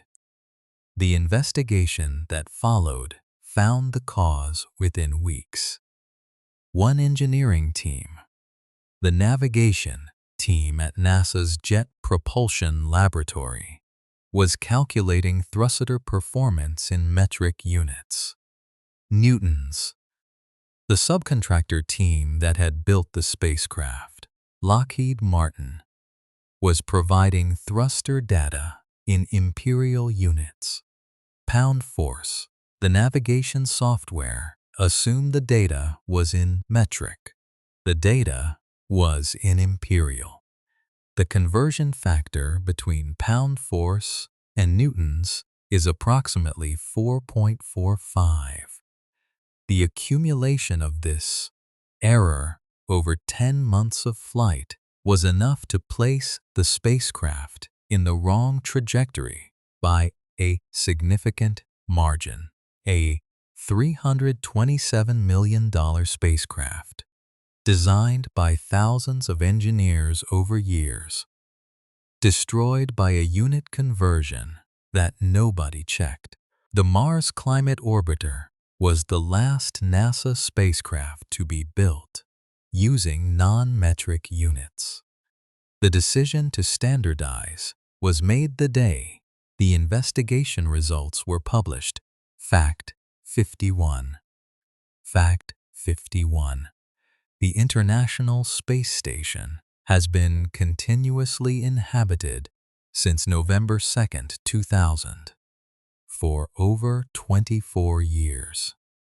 Through political crises, through the Columbia disaster in 2003, through 17 different American presidential administrations, through a global pandemic, at least 2 human beings have been living and working in orbit above the Earth at all times. The station orbits at an altitude of approximately 400 kilometers, traveling at 28,000 kilometers per hour, completing one orbit of the Earth every 92 minutes. Astronauts aboard the station see 16 sunrises every day. The station was assembled in orbit from modules launched separately over more than a decade. Its assembly required 42 assembly flights and over 10 hours of spacewalks. It is the most complex structure ever assembled in space. It is approximately the size of a football field. It has a pressurized volume, roughly equivalent to a 6-bedroom house. It has been visited by 273 people from 21 countries at any given moment while you are going about your day, eating breakfast, driving, sleeping, reading. There are human beings 400 kilometers above you, traveling at 28,000 kilometers per hour, watching the sun rise for the 16th time today. They have been there every day for 24 years. They will be there tomorrow. Fact 52. Fact 52. The pacemaker, the device implanted in the chests of millions of people to regulate heartbeat, was invented by accident in 1956. Wilson Greatbatch, an American electrical engineer, was building a device to record heart sounds. While assembling the circuit, he accidentally installed the wrong type of resistor. The circuit, instead of recording sounds, began to pulse. He recognized immediately that the pulse rhythm was similar to a human heartbeat. He spent the next 2 years developing the idea into a device small enough to be implanted in the human chest. The first implantable pacemaker was used in a human patient in 1958 in Sweden. The patient, Arne Larsson, had a heart condition that caused his heart to stop beating dozens of times per day. He received the pacemaker at the age of 43. He outlived the surgeon who implanted it. He outlived Wilson Greatbatch. He lived until 2001 at the age of 86, having received 26 different pacemakers over the course of his life. Every pacemaker he received was smaller and more capable than the one before. Arne Larsson was the first human to live long-term with an implanted pacemaker. He spent the rest of his life advocating for the technology that kept him alive and visiting medical conferences around the world to thank the engineers who made it possible. But he said he never stopped being grateful, not for a single day. Fact 53. Fact 53.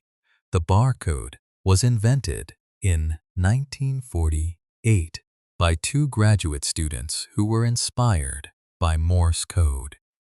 Norman Woodland and Bernard Silver were students at Drexel Institute of Technology in Philadelphia when Silver overheard a supermarket executive asking a dean to develop a system for automatically reading product information at checkout. Woodland became obsessed with the problem. He moved to Miami Beach to think about it. Sitting on the beach one afternoon, he dragged his fingers through the sand and looked at the lines they left. Lines of different widths, like Morse code, but visual. Thick lines and thin lines instead of dots and dashes. He had his idea. Woodland and Silver patented the barcode in 1952. The technology took 20 years to reach commercial use. The first product to be scanned with a barcode at a retail checkout was a 10-pack of Wrigley's Gooey Fruit chewing gum at a Marsh supermarket in Troy, Ohio on June 26, 1974. The pack of gum is now in the Smithsonian Institution. The barcode is now scanned approximately 6 billion times per day worldwide. It appears on approximately 5 billion products. The global supply chain, the system that moves goods from manufacturers to warehouses, to shops, to consumers, depends on it in ways that make its absence almost impossible to imagine. It began with a man dragging his fingers through sand on a beach in Miami. Fact 54. Fact 54. The touch screen technology in your smartphone was developed at a CERN physics laboratory. In the 1970s, Bent Stumpy, a Danish electronics engineer working at CERN, developed the first capacitive touchscreen in 1972 to create a control system for the laboratorial's particle accelerator systems. Capacitive touchscreens work by detecting the disruption caused by the electrical conductivity of a human finger in a grid of electrical fields across the screen surface. Unlike earlier resistive touch screens, which required physical pressure, capacitive screens respond to the lightest touch. The technology sat largely unused outside specialized applications for over 30 years. In 2007, Apple's iPhone brought capacitive touch technology to a mass consumer product for the first time, combined with software sophisticated enough to interpret multi-touch gestures, pinching and expanding and swiping, that previous touch interfaces had not supported. The particle physics laboratory that produced the Large Hadron Collider, the machine that discovered the Higgs boson, also produced the technology that allows you to scroll through your phone with one finger. Basic research whose practical applications could not be predicted at the time of discovery. A pattern that appears so often in the history of technology that it has almost become a rule. Fact 55. Fact 55. The first photograph taken from space was taken in 1946, not from a satellite, not from a spacecraft with human occupants, from a V-2 rocket, a German ballistic missile captured by American forces at the end of World War II, launched from the White Sands Missile Range in New Mexico, carrying a motion picture camera.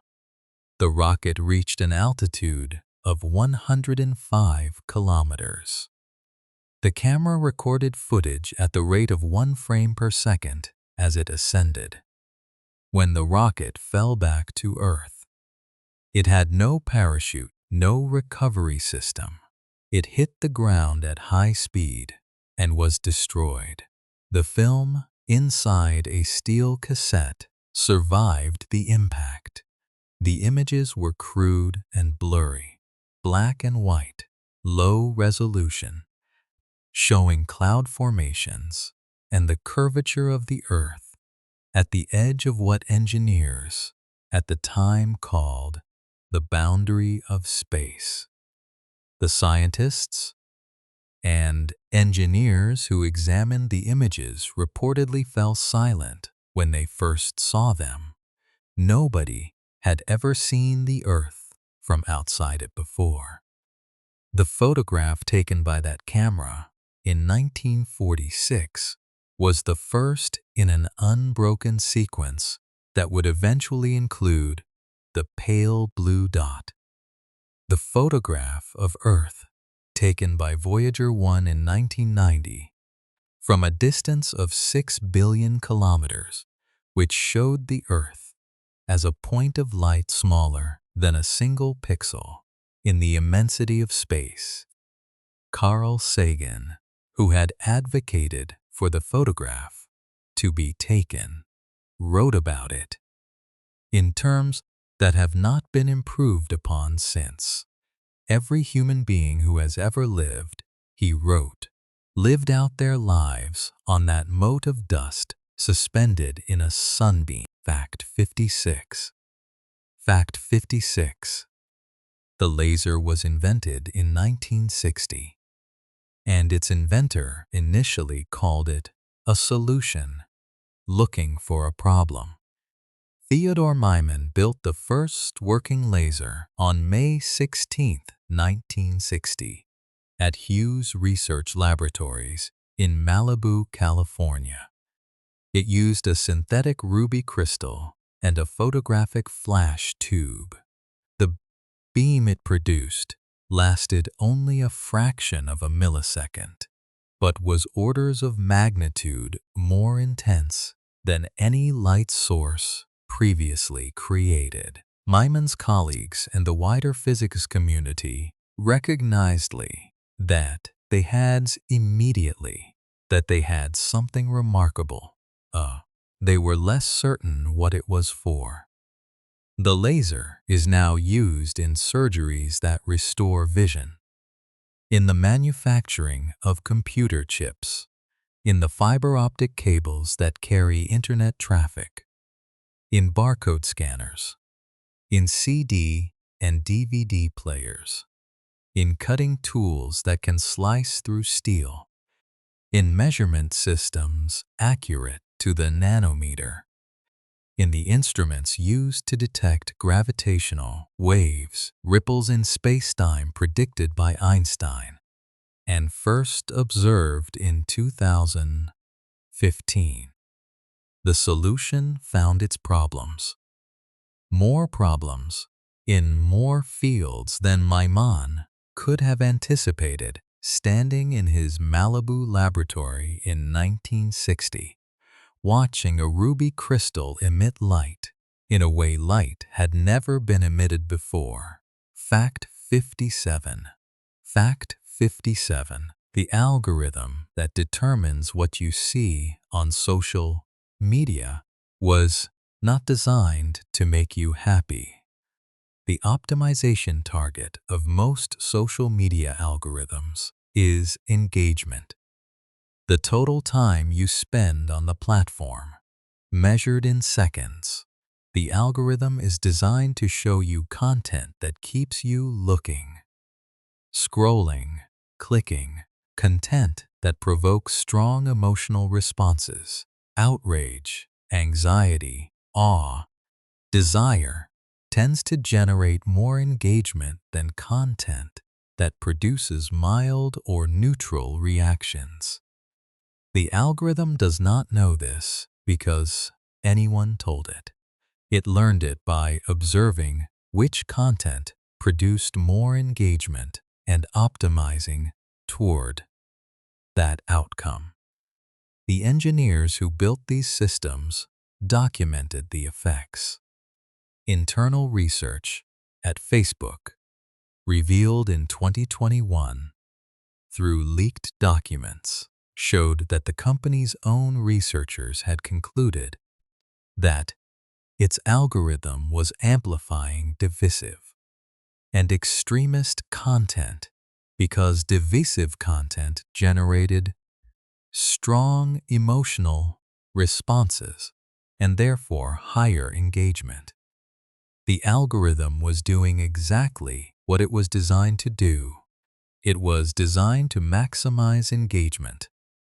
It maximized engagement, the relationship between engagement and well-being, between time spent and satisfaction, between the things the algorithm shows you and the things that are good for you is a question that researchers are actively studying and that platforms are actively managing.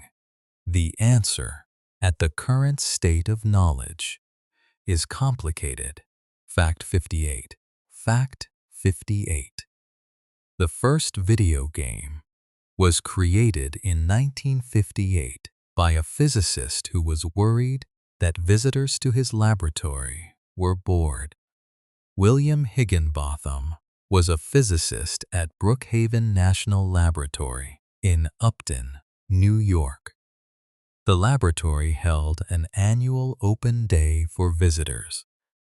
Higginbotham noticed that the exhibits, scientific instruments, and research displays were not especially engaging for non-scientists.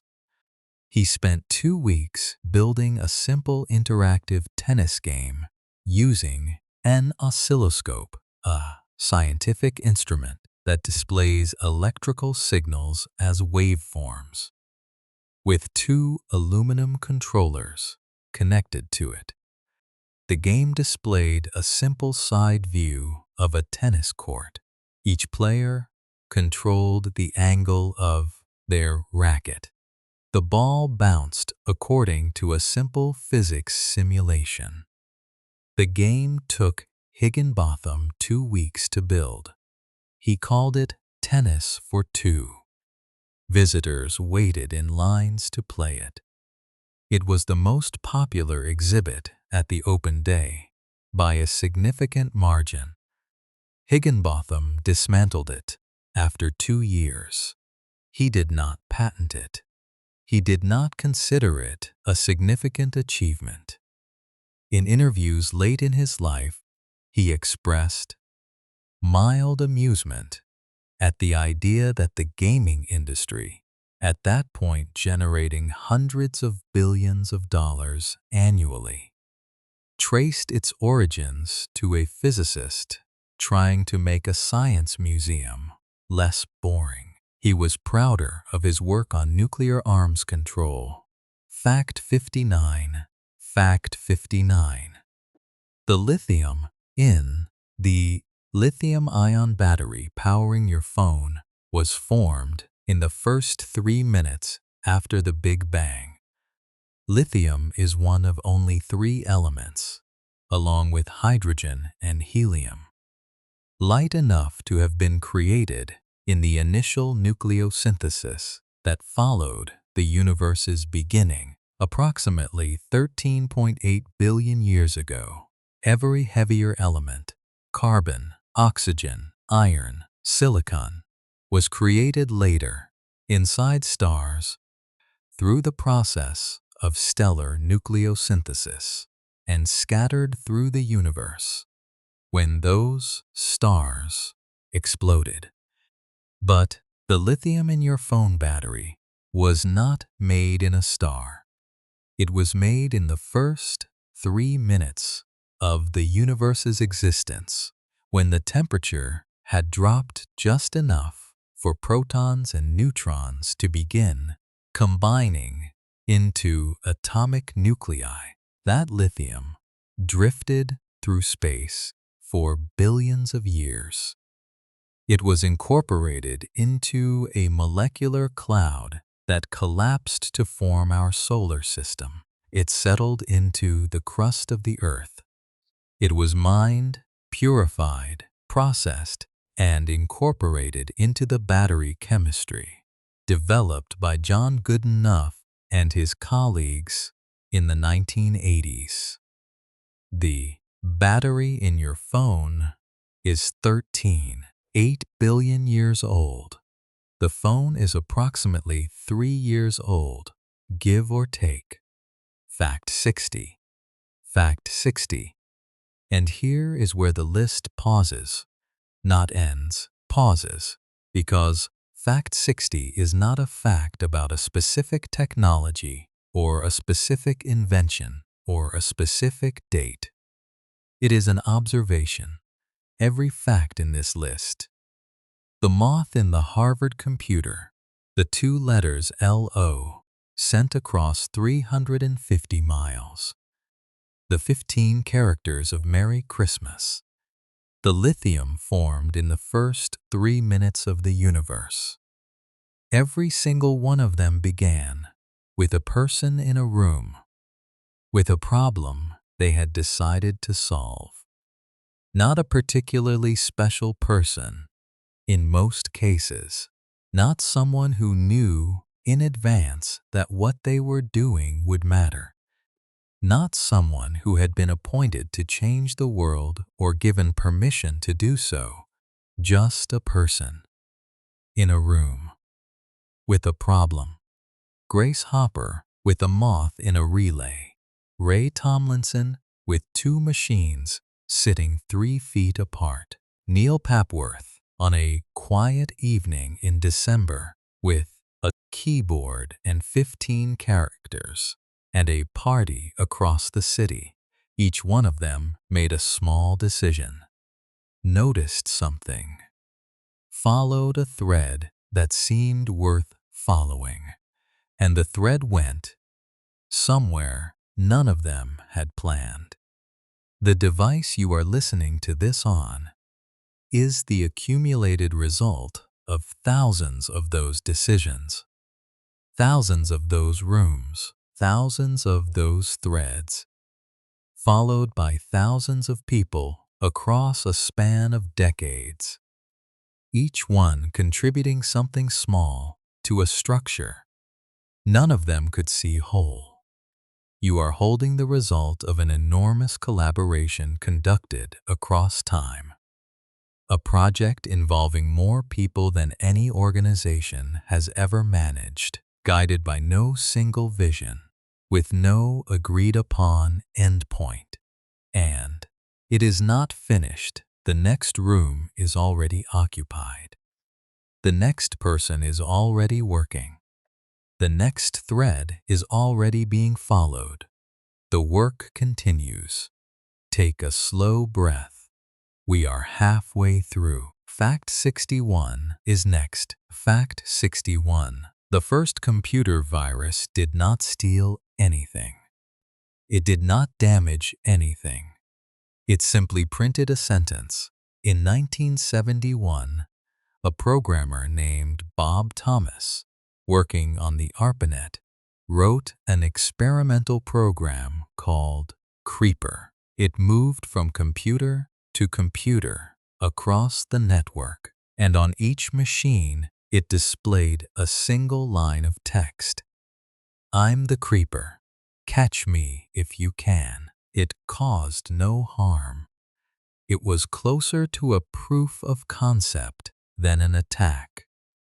A demonstration that a program could move on its own between machines without a person carrying it there. Another programmer, Ray Tomlinson, the same man who invented email that same year, wrote a second program to chase Creeper down and delete it. He called it Reaper. The first virus and the first antivirus were written by people who knew each other in the same year for the same network, mostly out of curiosity. Fact 62. The first webcam in history was pointed at a coffee pot. In 1991, researchers in the computer science department at Cambridge University grew tired of walking to the break room, only to find the coffee machine empty. So, they rigged a small camera to point continuously at the pot and wrote software that let anyone on the internal network check its status from their desk. In 1993, the feed was connected to the early World Wide Web. It became one of the first live video streams ever broadcast on the internet. A grainy, low-resolution image of a coffee pot in Cambridge refreshed every few seconds, watched by people around the world who had never seen anything like it. The camera ran for 9 years. It was switched off in 2001. The coffee pot itself was later sold at auction for £3,350. People paid more for a coffee pot than most people pay for their first car, because it was the coffee pot the internet watched. Fact 63. Wi-Fi exists because scientists were trying to detect exploding mini black holes. In the early 1990s, a team of Australian radio astronomers at the CSIRO, led by John O'Sullivan, was working on a project to detect faint radio waves from evaporating black holes theorized by Stephen Hawking. The signals they were searching for were so weak that ordinary detection methods produced only static and noise. The mathematical technique O'Sullivan developed to clean up that noise turned out to solve a completely different problem: how to transmit data wirelessly indoors without signals bouncing around a room and scrambling each other. The astronomy project found no black holes. The math it produced became the foundation of the wireless networking standard now used in nearly every home, office, and phone on Earth. Every time a device connects to Wi-Fi, it is using a solution built to listen for the death of black holes that were never found. Fact 64. The glass in fiber optic cables was once considered impossible to make clear enough to matter. In 1966, a physicist named Charles Cow, working in England, proposed something that most of the scientific community thought was absurd. That light could carry information across long distances through strands of glass if the glass itself could be made pure enough. At the time, existing glass fibers lost almost all their light within a few meters. Kao calculated that if impurities could be reduced enough, light could travel over 100 kilometers before fading. Engineers at Corning Glass Works spent years trying to reach that purity. In 1970, they succeeded. Kao waited over 4 decades to be recognized. He received the Nobel Prize in Physics in 2009, at the age of 75, for a calculation that now carries nearly all of the world's internet traffic through cables thinner than a human hair. Fact 65.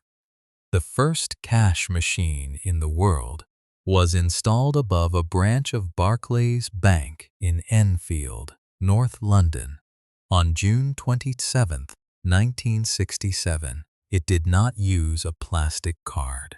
It used a paper voucher impregnated with a mild radioactive substance called carbon-14, which the machine could detect and match against a personal identification number typed on a keypad. The inventor, a Scottish engineer named John Shepherd Barron, said he got the idea for the PIN number while in the bath, thinking about how many digits he could reliably remember. He first considered 6 digits, then decided 4 was the practical limit. Because that was what his wife could remember, 4 digits chosen in a bathtub became the global standard for cash machine security. For the next 60 years, the first person to withdraw money from that machine was an actor named Reg Varney, invited for a photo opportunity. He withdrew £10. Fact 66. The QR code was invented by an engineer who was inspired by a game of Go. In 1994, Masahiro Hara, working for the Japanese company Denso Wave, was trying to design a code that could hold more information than a barcode and be read instantly from any angle. He found his answer while looking at a Go board. The black and white grid used in the ancient strategy game.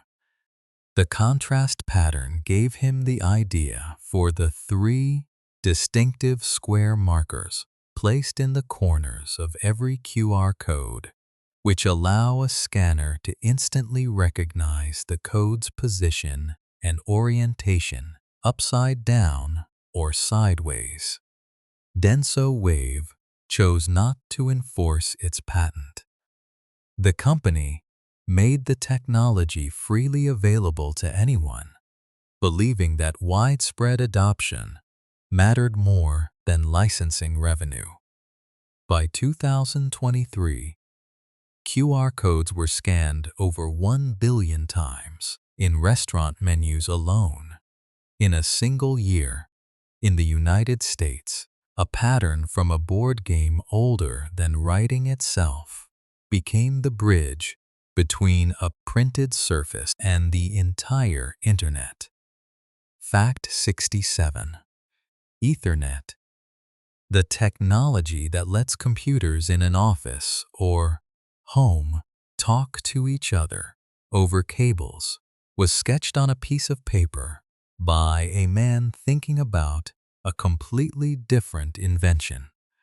In 1973, Robert Metcalfe, working at Xerox PARC, was inspired by the AlohaNet, a radio-based network built at the University of Hawaii to connect computers across the islands using packet radio. The Metcalfe adapted the underlying idea, devices politely taking turns, waiting for silence before transmitting, and retrying automatically after collisions into a wired system. He drew the earliest diagram of Ethernet's structure by hand, a rough sketch of a single long cable, with devices branching off it like a spine with ribs. He named it after ether, the disproven 19th century substance, once believed to fill all of space and carry electromagnetic waves. Metcalfe liked the word because Ethernet, too, was meant to be a medium that carried signals everywhere at once. Nearly every wired network, built since 1980, has run on some version of what he sketched that year. Fact 68. The first 3D printer was built by a man, annoyed at how long it took to make small plastic prototypes. In 1983, an engineer named Chuck Hull was working at a company that made products using ultraviolet light to harden plastic coatings. He realized the same principle, hardening liquid resin, layer by layer, using focused light, could be used to build entire three-dimensional objects from nothing but a digital design file. He called the process stereolithography. He filed the patent in 1984 and built the first commercial 3D printer in 1988. The earliest models were slow, expensive, and used almost exclusively by engineers building prototypes that would once have taken weeks to machine by hand. Today, 3D printers build everything from aerospace components to prosthetic limbs to entire houses, printed layer by layer from concrete. Surgeons now print exact replicas of a patient's own organs before operating, practicing on a plastic heart identical to the one they are about to hold. Fact 69. The first spreadsheet program was built by a business school student who was tired of manually erasing and rewriting numbers on a chalkboard. In 1978, Dan Bricklin was a student at Harvard Business School, watching a professor repeatedly correct financial calculations on a blackboard because changing one number meant recalculating everything by hand. Bricklin thought there had to be a better way. He imagined a magic sheet, a grid, where changing one number would automatically update every calculation connected to it. Working with Bob Frankston, he built VisiCalc, released in 1979 for the Apple II. VisiCalc is widely credited as the first killer app, a piece of software so useful that people bought the computer specifically to run it. Businesses that had never considered owning a computer purchased Apple IIs for the sole purpose of running a program that replaced a chalkboard and a very patient accountant. Every spreadsheet used today in any office on Earth is a direct descendant of a program built to solve one professor's very small, very repetitive problem. Fact 70. The Enigma machine, used by Germany to encrypt military communications in the Second World War, was considered mathematically unbreakable. It scrambled messages using a series of rotating wheels, producing a number of possible letter combinations so vast that it exceeded 150 million. At Bletchley Park in England, a mathematician named Alan Turing led the effort to break it, building on captured machines and mathematical insight rather than brute force alone. He helped design an electromechanical device called the bomb bay, which could test thousands of possible rotor settings per hour, narrowing the impossible down to the merely difficult. Co-breakers at Bletchley Park worked around the clock in near total secrecy for years. Historians estimate their work shortened the war by roughly 2 years and saved millions of lives. Turing's work remained classified for decades. He died in 1954, having never been publicly credited in his lifetime for what may be the single most consequential piece of computing history ever produced. The machine built to break an unbreakable code is now considered one of the earliest true computers. Everything that hums quietly in your pocket tonight owes something to a secret room in the English countryside and to a man the world thanked far too late. And that is where tonight's list rests. 70 small rooms, 70 small decisions, a moth in a relay, a coffee pot on a network, a game of Go turned into a code your phone reads without thinking, a chalkboard a student got tired of erasing, a machine built to keep a secret, broken by a man the world was not ready to honor. None of it was inevitable. Every piece of it could have gone differently. A patent enforced instead of given away. A garage sold instead of kept. A mirror ground correctly the first time. But it didn't go differently. It went exactly like this.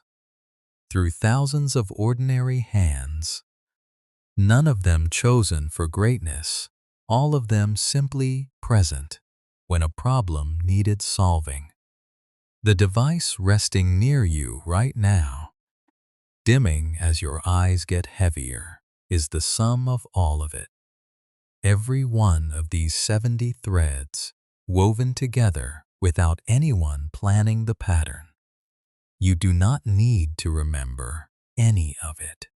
You do not need to hold on to a single fact from tonight. You only need to let it settle, the way all of this settled once, quietly, into the ordinary hum of the modern world. The room is dark, the device is warm. The century of work that made it possible for you to hear a voice from nowhere, telling you these things while you drift, has already been done. Nothing more is required of you tonight, just rest. If your mind is finally slowing down, that's exactly what Tech Sleep Explain is here for. Subscribe and turn on notifications so tomorrow night's story is already waiting for you. No searching, no scrolling. Just press play and drift off. If tonight helped you sleep a little easier, leave a like before you go. It helps this channel reach more tired minds who need it. Tech Sleep Explain returns tomorrow night. Same time, same quiet voice, same soft place to land. Seem it well.